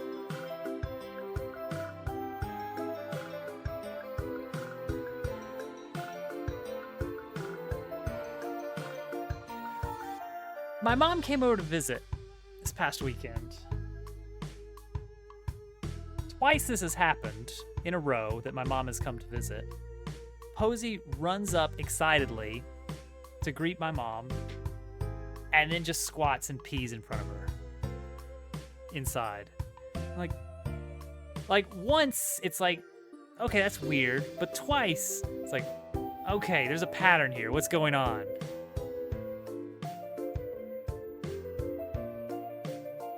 Can't see Posey at all.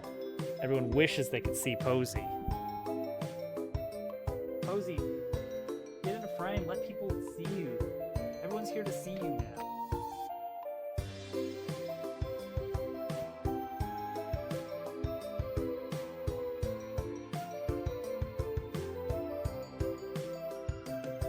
Posey loves a good bit.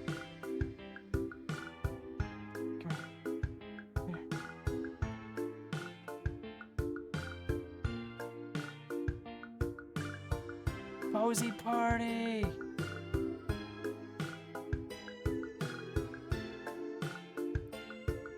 Alright. Got like 30 solid minutes, we can still get some work done. You kinda stink. You're stinky, Posey. Stinky dog. Bug? What? A bug. What do you... Help? What is that bug? Silverfish, maybe? Do you want me to squish it? Okay, well, I guess I'll come squish it. Sure. We can't handle the guilt. Yeah. Alright.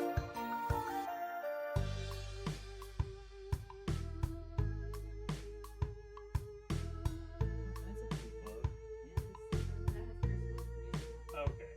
Understandable.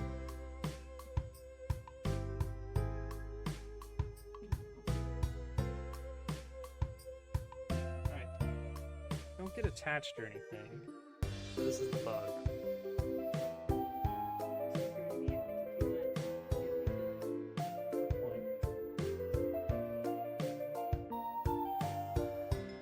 It's a little blurry here. Come on, camera, adjust.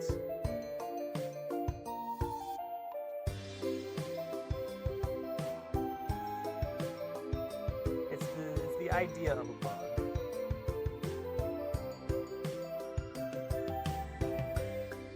Wait. Uh-oh. It's on the webcam.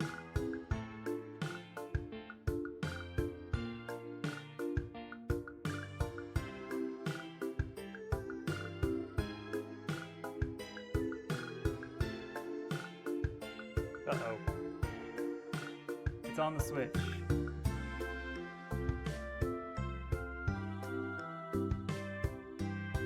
Alright, he's going to go live in the attic with his friends.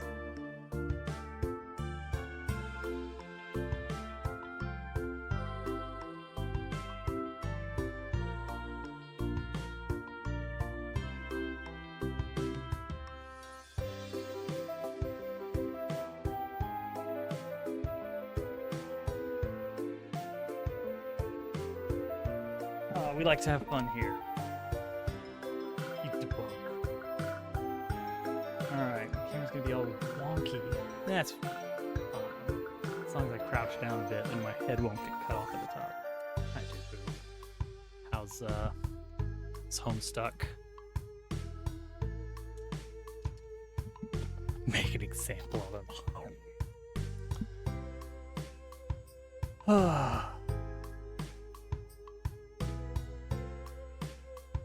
Train Posey to absorb the life. She can bind their souls.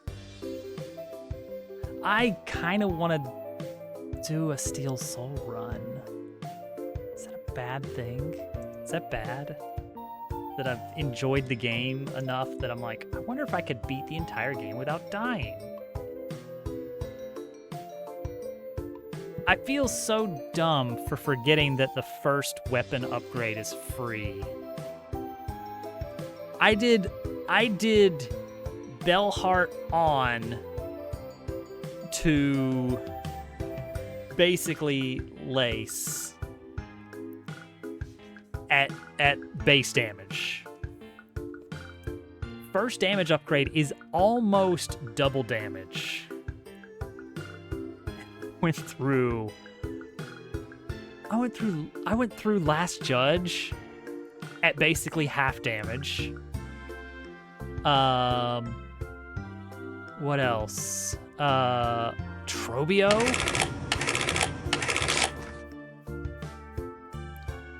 Trobio at half damage is awful. I don't know why, but I was like, oh, I think maybe, isn't there an alternate way I could get up through Exhaust Organ?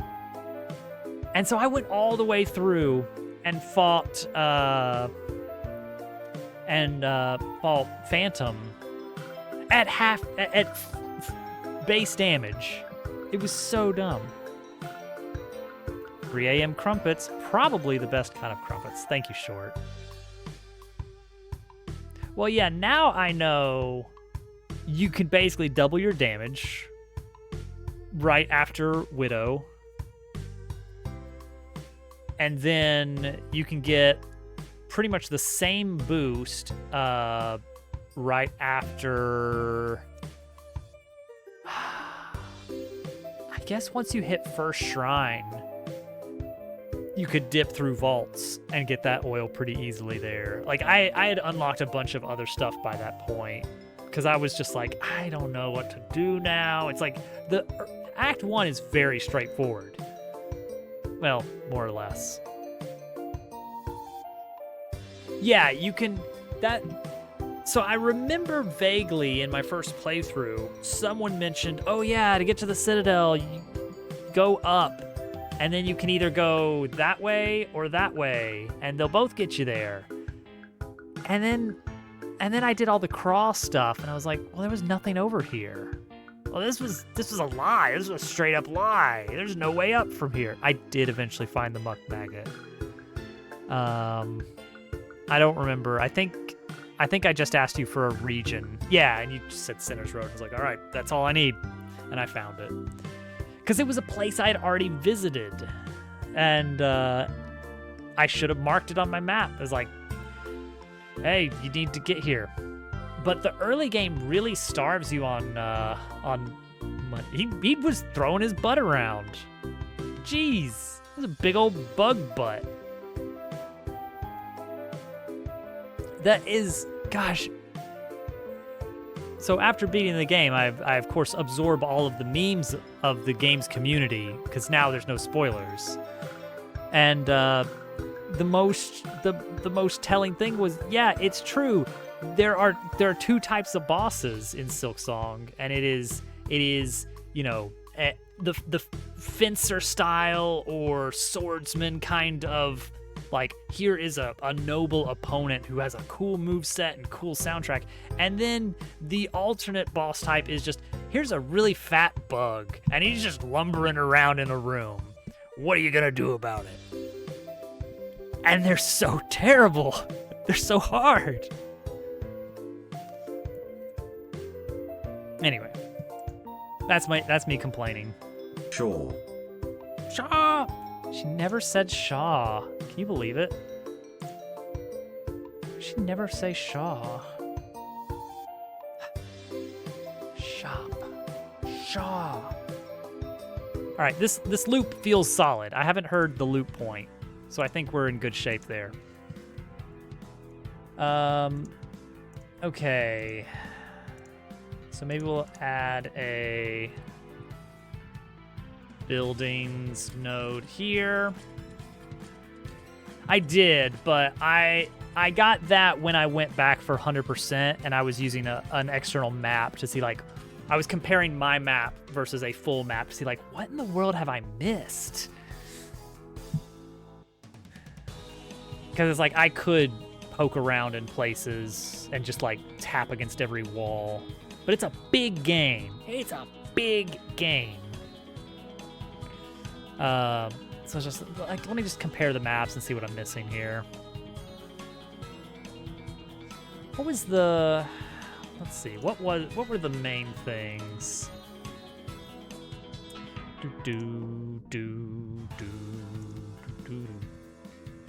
Hide all. Oh, spoilers, by the way. Don't look at my map. There was an upper area somewhere in White Ward that I'd missed. There was the whole, let's see, let me turn on bosses. Unraveled. Because I didn't know where the key was, and it turns out it was in White Ward the whole time, and I just missed it. The entirety of Wisp Thicket. I missed the entirety of Wisp Thicket. I don't think there's any surprise there. Nothing required. Just a weird little place. Hidden Bench in Bilewater was a surprise. I'm glad you didn't tell me about that. The run back was just part of Grohl.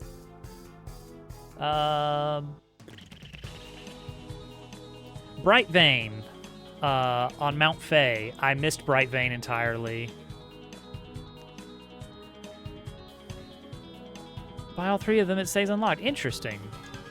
Volt Nest as well. I missed that one.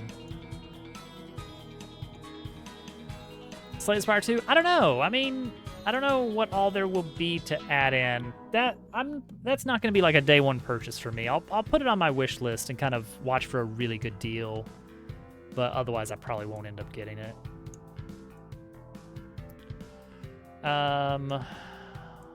Let's see here. Was there other stuff that I had missed?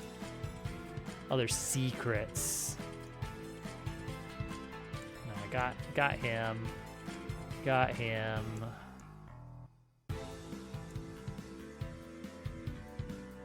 I guess the entirety of Exhaust Organ. I didn't know about that until I was on my 100% run. Yeah, there's a few like little hidden rooms here and there with nothing super earth-shattering, I guess.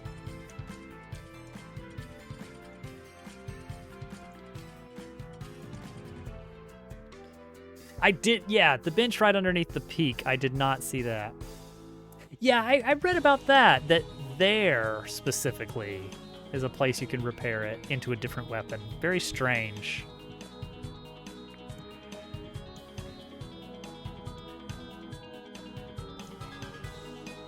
But yeah, I wouldn't be against doing a Parasite any percent at some point. Steel Soul, that's going to require some thinking because almost certainly you'd want to map out mask shards ahead of time that you're going to get just to improve your chances. They're fine. They're fine little mini games. They're fun. I didn't go crazy on them, just enough to, take initial first. Juggle was a little bit annoying. But they give you multiple chances, which is nice. No, I had seen that that's a thing, but I did not. Once I got the reward, I zipped out of there.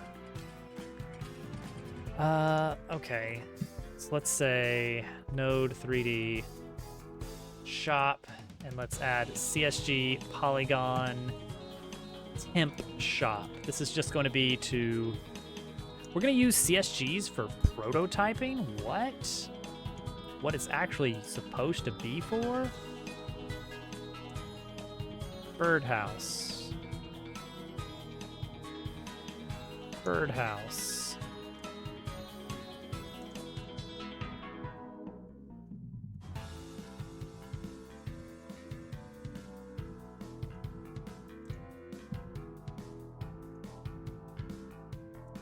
Probably gonna need to be bigger than this.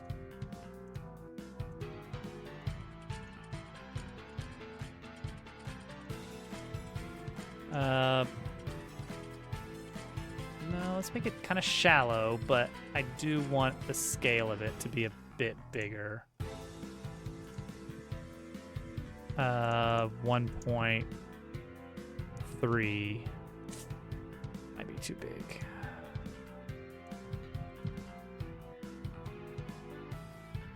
Gosh, I love prototyping.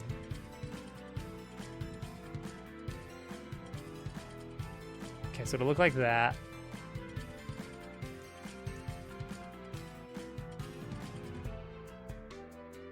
And we'll put it, we'll put it like, it's probably too big. But we'll stick it in like kind of like there.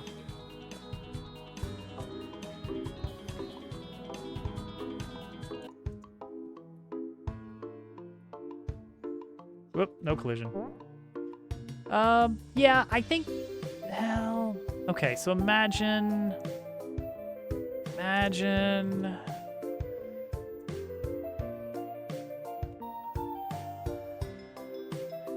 you couldn't fit a lot of different little shop zones in here like this. Unless I set some up on a second level, you know, like a little, like, oh, you gotta jump up here to get to the top shelf stuff. It's like that's a little bit silly. I guess you don't need a ton of items here, but Frog Shop had room to expand quite a bit, and this could end up being very limiting.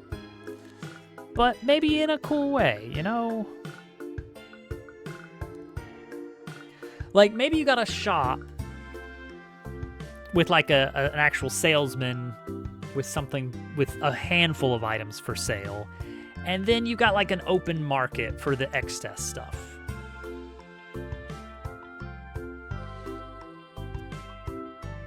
Right, but in here, we would not be able to dip back to, now the shop has lots of stuff, because there's just not room for if I want it to read as a birdhouse, I need it to be small enough to see that, okay, yeah, that's a birdhouse.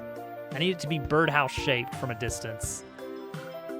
Because if I make it big enough to fit like 5 or 6 different item types, it's just not going to be able to fit there. So I think the play is going to be that we have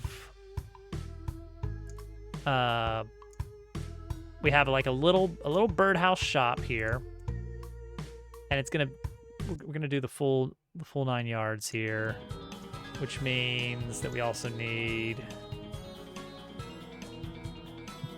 a difference cylinder.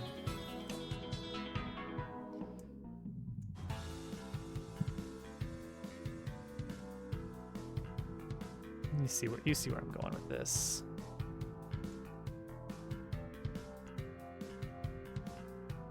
This can just be decorative.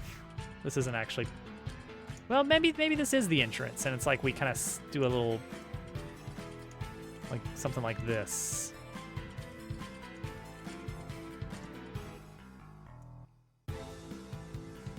Maybe that could be very cute and fun and whimsical. Round that out.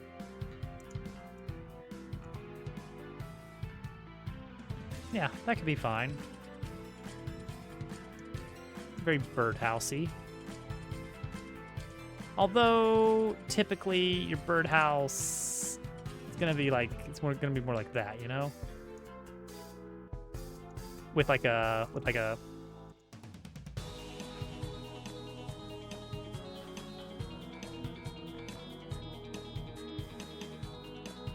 something like this, right? Like that's a birdhouse. Now, how do we do that? We make this very obvious.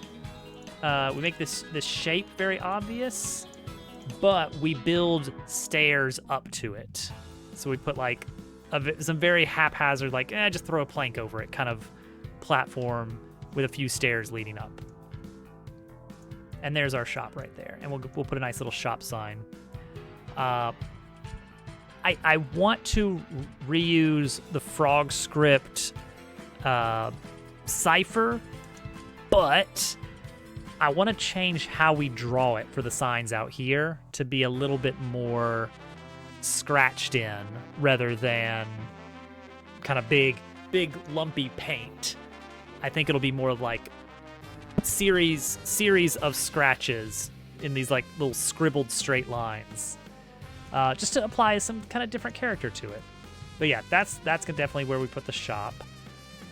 Now, does that let us get the inn? I was thinking the inn could be just like some hammocks, you know? The inn does not need like a little camera system or anything.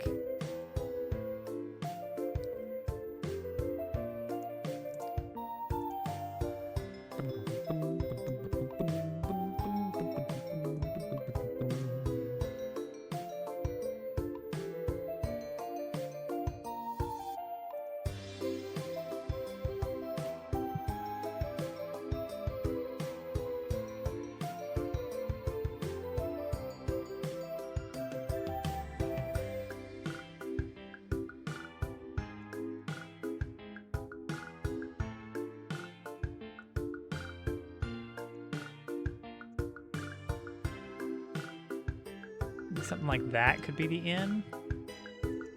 Yeah.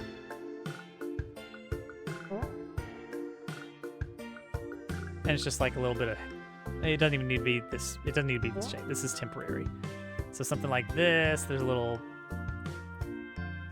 handful of little hammocks sitting up and a bird innkeeper. And that's it. Got to make sure the bridge is visible from here, because that's noteworthy. So probably cut this out completely.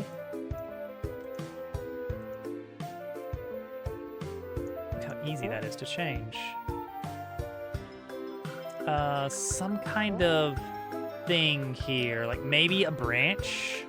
I don't know, something to make it so that you can't just cut through this way. Cut out a few more of this. There we go.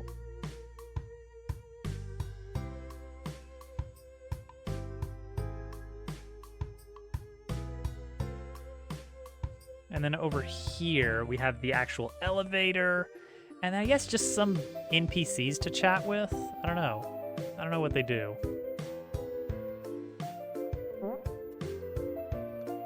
Okay, there is one other really important thing. There's actual plot stuff. One plot thing is going to be out this way, I think. We either put it as a bridge to another little outcrop, or... Oh, what if it's suspended by a big balloon? Oh, that's perfect. Genuinely perfect. And also we need an exit going out this way that's going to be sticking to the canopy for the next little adventure zone. Okay, I think there is something here. Let's see.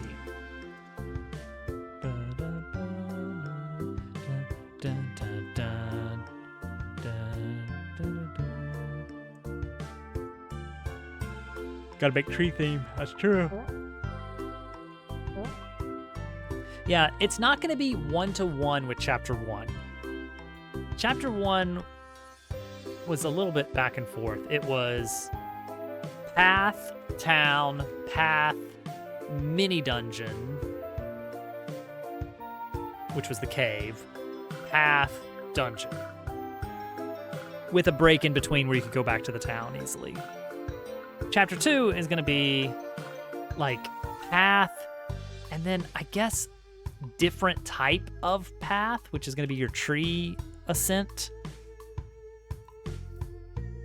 Then the town. And then a little short path out on the canopy, which is going to kind of act as your mini dungeon, I guess.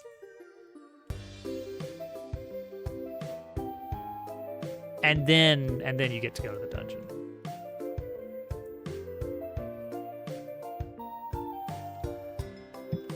But this one's going to be interesting in that I think there's going to be multiple mini games in Chapter 2. I'm not sure. There may be a minigame specific theme that I'll request once we actually figure out how the minigame is going to work. But it's going to be very, very cool. All right.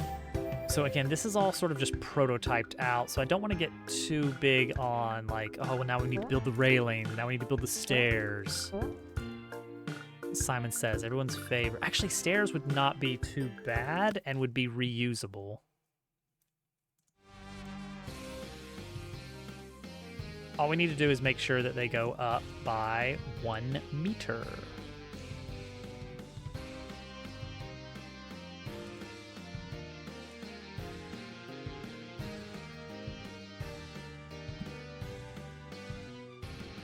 Treetop stairs. Here we go. We're gonna do this as a mesh instance, a series of mesh instances.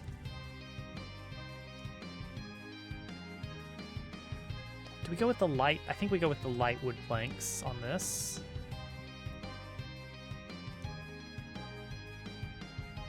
So let's do triplanar on that. Why not?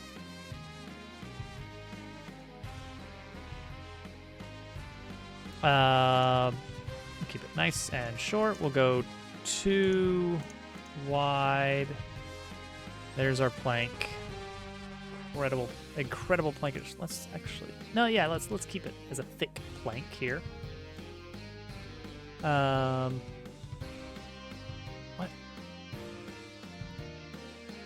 What is this? What are we looking at here? Pikmin 1 ship parts. Oh, it's the gluon drive. That what you guys are looking for? The gluon drive?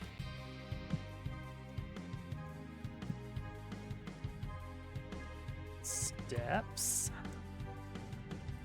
Duplicate.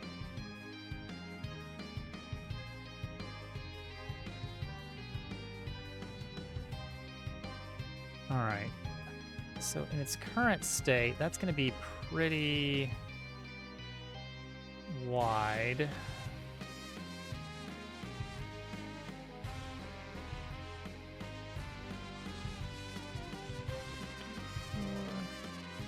But that should be enough steps. And then we take all of those, move up that high.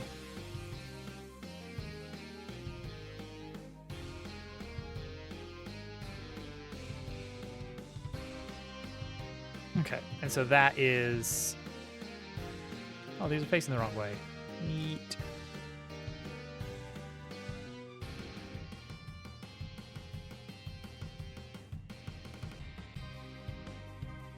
Okay. Yeah, that'll get you up 1-ish. How high? This is 0.1. Oh, that's really weird. Huh. Oh, yeah, because it's... Yeah, okay, I see. So I need to move this whole thing up by 0.05. Is that right? 0.2, 0.4, 0.6, 0.8. Yeah, okay. So treetop stairs, put that in there.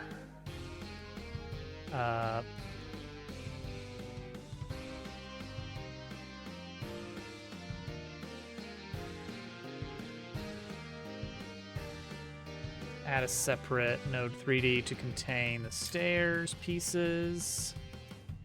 Slap one in here. Let's see how big it is. Make sure that scale looks about right. I think that's pretty good, honestly.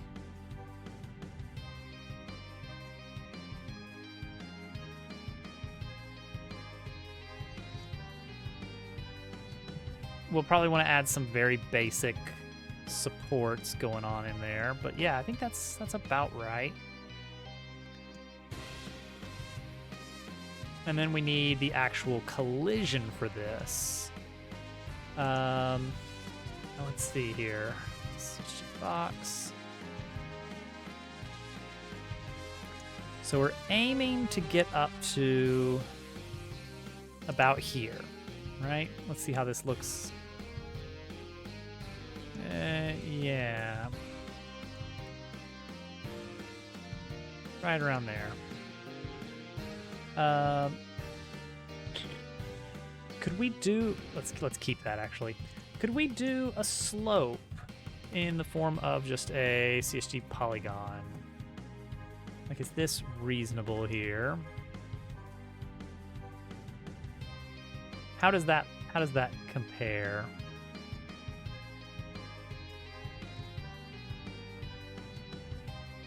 Give that a depth of 2. Like, maybe bring this out a bit. Maybe even a bit more. I don't know.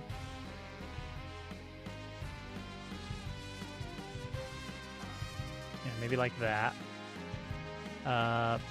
Make it solid and invisible. That's gonna be shallow enough. That's fine. Yeah. You know what? Yeah, love it. Great. Works for me.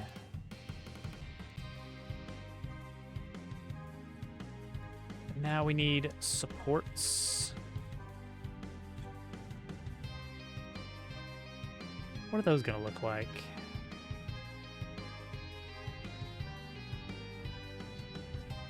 Could be a CSG polygon.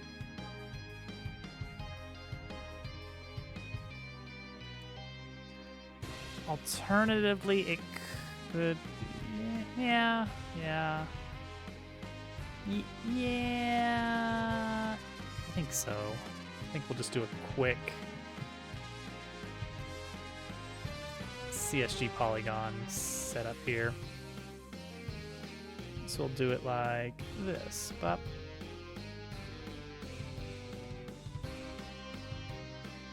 Bop. Bop. Bop. Bop. Very eyeball-y. Very eyeball-y.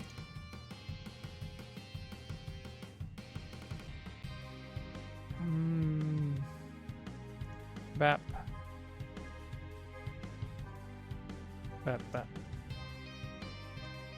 Yeah.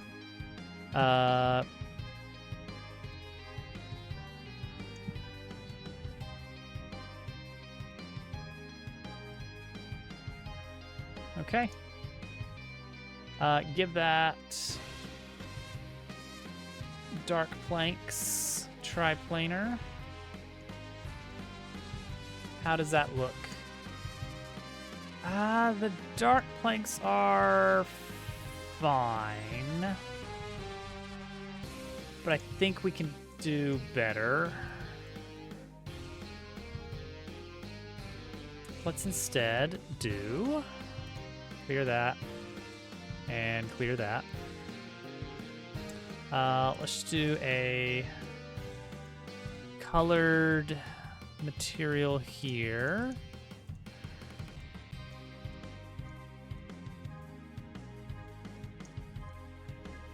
How does that look? That looks all right. That's reasonable. UV, turn on triplanar. So the scaling is fine. There we go. Copy that material and paste it onto this one.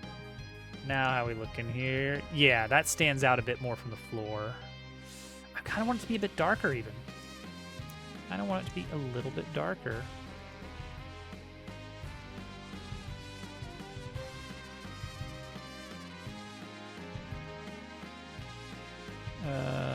These now have separate. I thought this was a pointer, but I guess not. There we go. I think we go darker. Even darker. Oop. Yeah. Yeah. Right there. Okay, that'll work. Check it out. Yeah, nice little stairs.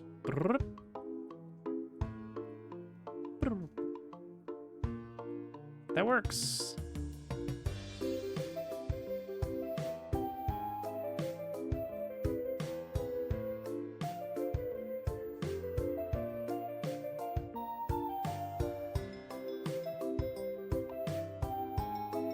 I'm gonna need more birds. I got some ideas of different things the birds can be accessorizing with and doing. But I think you do want to come in straight from the south side. Does that work? Get out of here, cat. Originally I was thinking you come in from here, but then you don't get that initial moment of like, oh, we need bird whimsy. Exactly. I have some ideas. So one is I want to have a little bird in a little swing. But I don't want to do like a realistic swing motion. I want him to kind of like have a lot of hang time at either end, and I want it to be timed at the same BPM as the music. So it seems like he's swinging to the music. And I want a bird painter who's got a little smock and a little easel, and maybe he's really bad at art. And then, like, as the game progresses, his painting is different when you come back to town later. And then later he has a side quest where, I don't know, he needs paint or something, or he needs you to capture, I don't know, the idea, the essence of a creature that he can paint. You get the idea. And maybe one just doing a goofy little dance. But I'd love it if a lot of the birds are in sync with the music. This guy is so annoying. This guy is so annoying. That's the gag.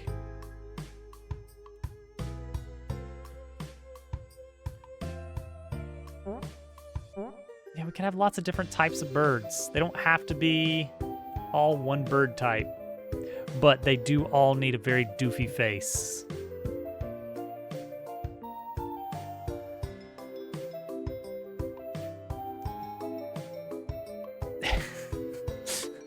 He can talk, wow.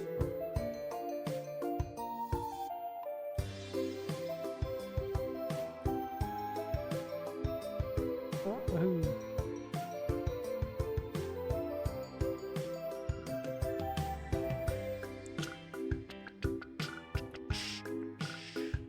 FPS is still good here. That's good. Okay. I like what we got so far. This is a pretty nice little place so far. Yeah, I think the gag here is just we just don't have room in there for much.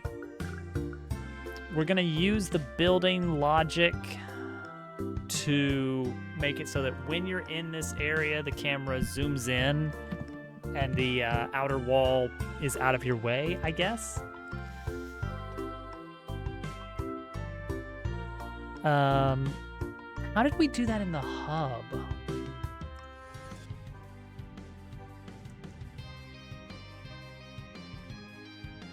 The module shop. How did the module shop work? Because there's no door on the module shop. So how did we handle the animation that triggered the module shop opening.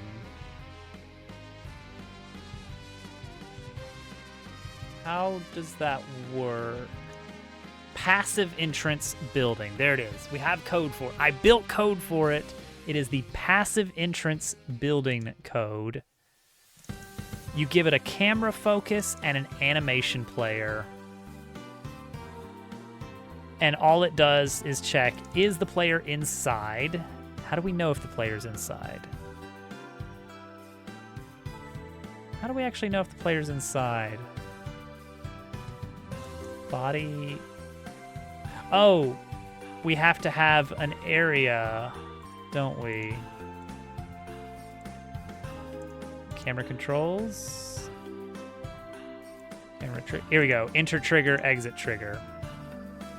And we wire those up to the code here that handles entering and exiting the building. That's it. Hey, George. We can really quickly talk about how that works. Here's a little doofy bird.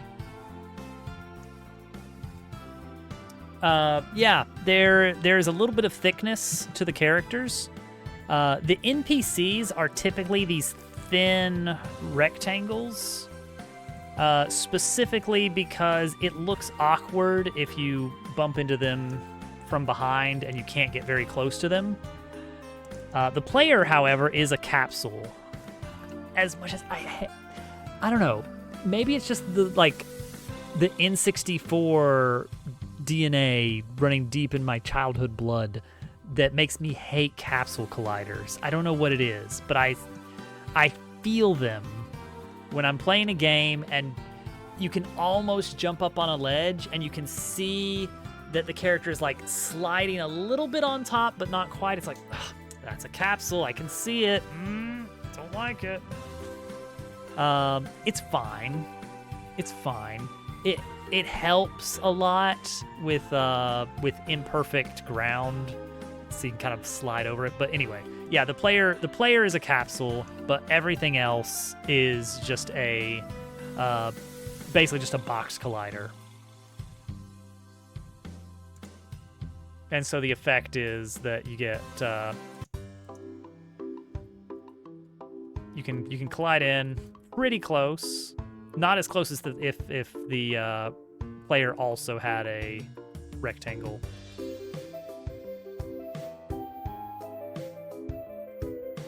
But you can see, like, right here, if you look very closely, how as I'm going off the edge a little bit, I kind of hang a little bit lower down. That's the capsule collider doing it, and it just bugs me. I don't know why that makes me why that bugs me so much. If there's a delay in chat, I don't know what you're asking about from just the statement "why" on its own. Sorry, I've been talking a lot, so I don't know what that is in reference to. But yeah, I think it's just I'm gonna rant about capsule colliders for a bit.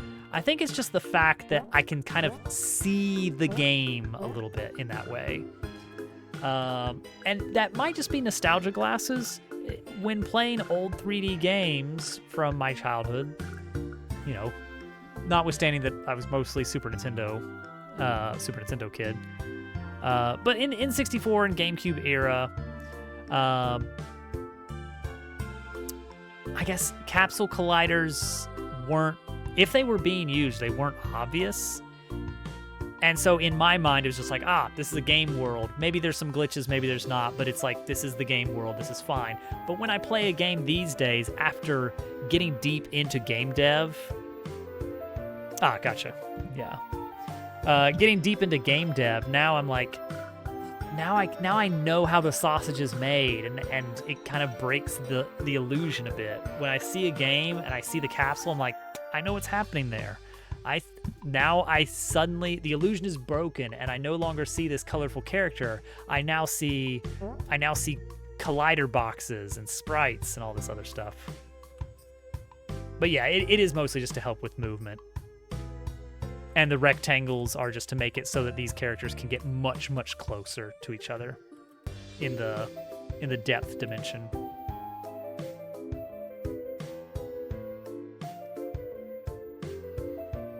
Oh, thank you, David. much appreciated. It's coming along. Chapter 2 is going to take some time. The music is a bop. This was just recently written for this area by our music guy.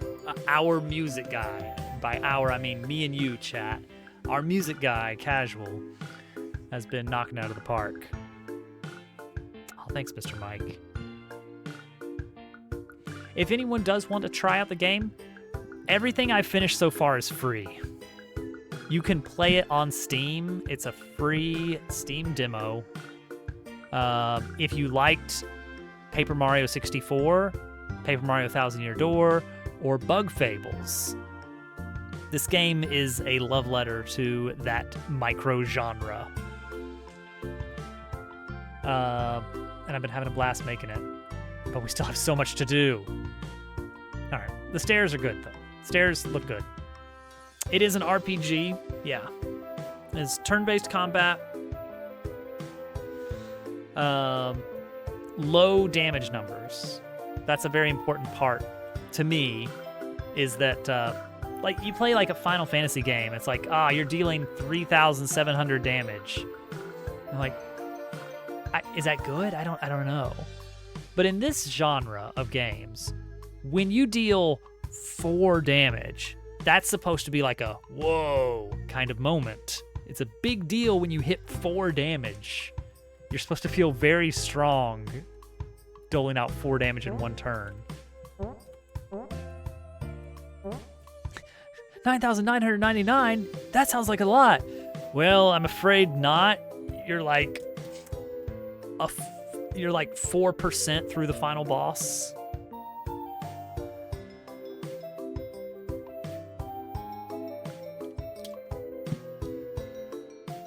Yeah. I want to say in Thousand Year Door, I want to say the final boss had like 150 health. The final boss. And at that point in the game, you're expected to, like, you yourself might have like 60 HP. Or 5 if you play it the right way. Oh, I want to include some weird challenge runs in this. It's gonna be fun.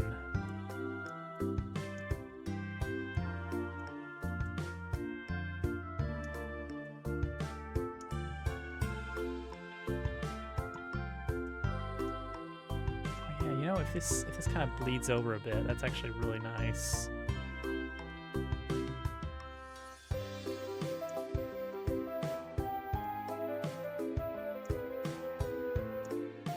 We can have like the supports of this kind of act as a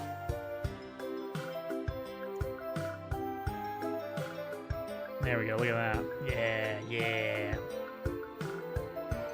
You got soft locked. How in the world did you get soft locked in that?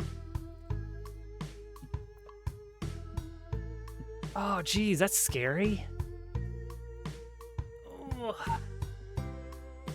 Like actual game code soft locked, or like I'm stuck in an area that I'm way under leveled for. There's no way I'm getting back to town. I keep getting reset back to the save point. I'm stuck here basically, unless I like flawlessly execute a ton of. Okay, yeah, there we go. Let's see. The final save point in Thousand Year Door is like right. It's that really long staircase right before the boss door. You can go back, but it's a long, long walk. And you got to get back through all of those enemies. It's a pain. If I have a section like that in my game, I'm dead set on having a fast return back. I don't know if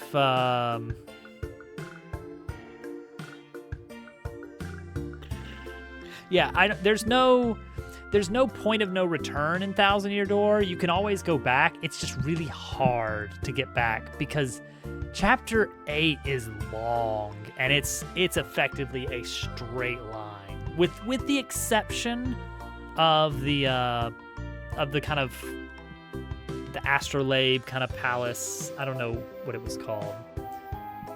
Welcome back for Real Casual.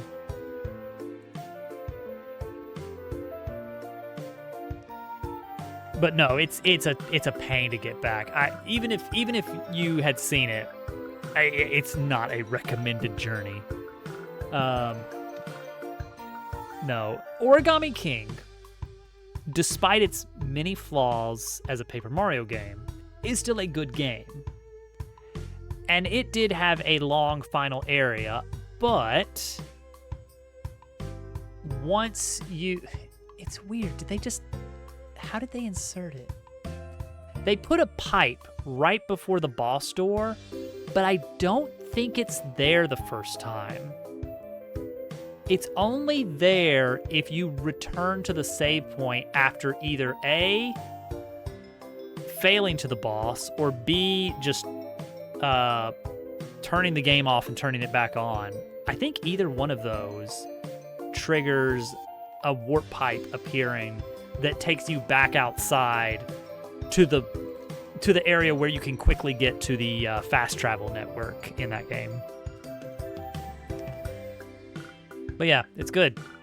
That was a good move on their part to basically say like, hey, if you beat the boss, or if you don't beat the boss, maybe you want to go back to town and stock up. Maybe you want to go do some side quests for a bit. Whatever you want. Go nuts. But yeah, anyway. This area is I'm starting to see it. I'm starting to see how it's going to be laid out. Yeah, I did. Put the in-stream in the bag. Yeah, there's going to have to be a big elevator here. That's important. We're going to have to design that. It's got to be a bird cage. It's got to be a bird cage. Make a lot of games. I've been making games for a long time. It's only just recently that I've started actually making games and putting them on Steam. That seems to, I don't know, give them validity in some way. It makes it feel like, no, this is a real game, though. Trying to make it... My advice is start as small as possible.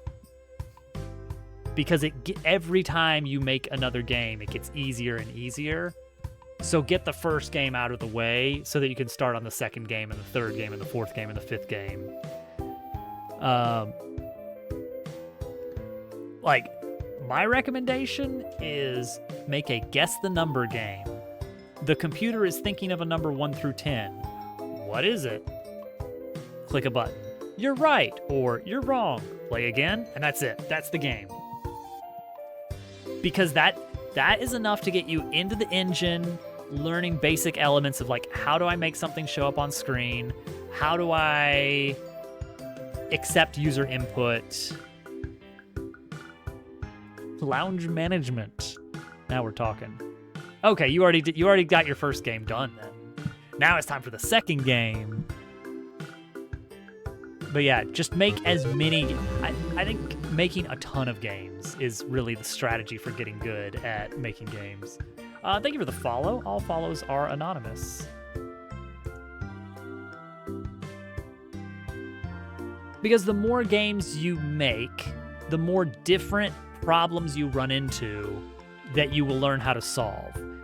Keeping the game small makes it so that you don't get as discouraged, because if you start right away investing in like a 5-year project, that maybe that works for you, but it definitely doesn't work for me.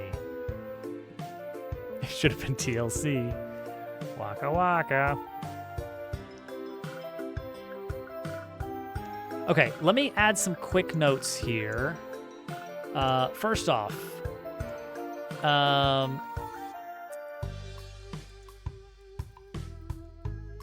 elevator needs to look like a bird cage.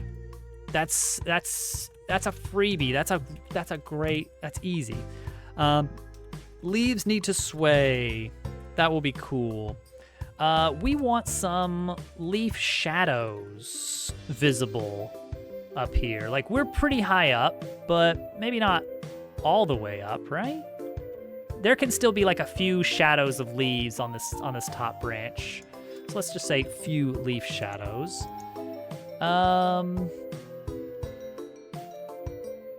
What else? What else? That's the big stuff, I think. Do I think streaming development helps? It helps me. If I was doing this like behind the scenes, like let's say I was telling no one I was even working on a game, I would be constantly doubting, like, is this even worth doing? Is this going anywhere? Does anybody actually want to play a game like this? I love getting to talk to people and get ideas from people. Last year when we were working on this, the general pattern I used was do the boring programming stuff mostly off stream and do the creative idea stuff on stream, because that worked best. When I'm programming on this, I'm really slow programming on stream. Versus trying to do like art, I'm really slow at doing art off stream. That's true. I did do the art for this. Thank you. This is a fairly small little area. It doesn't show off very much of it, and it's very work in progress.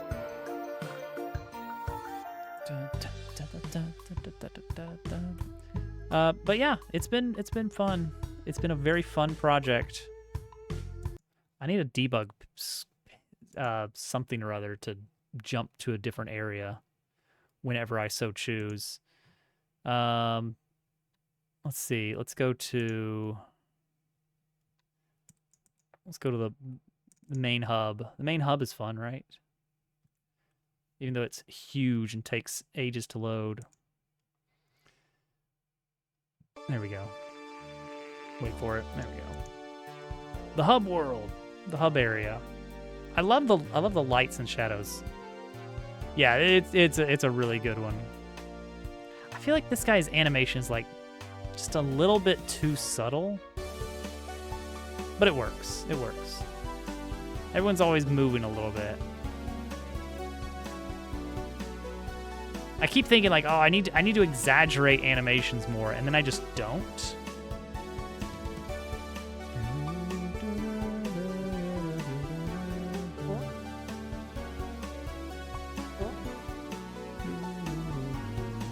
Anyway, we're gonna end stream, guys. I got stuff to do, like sleep.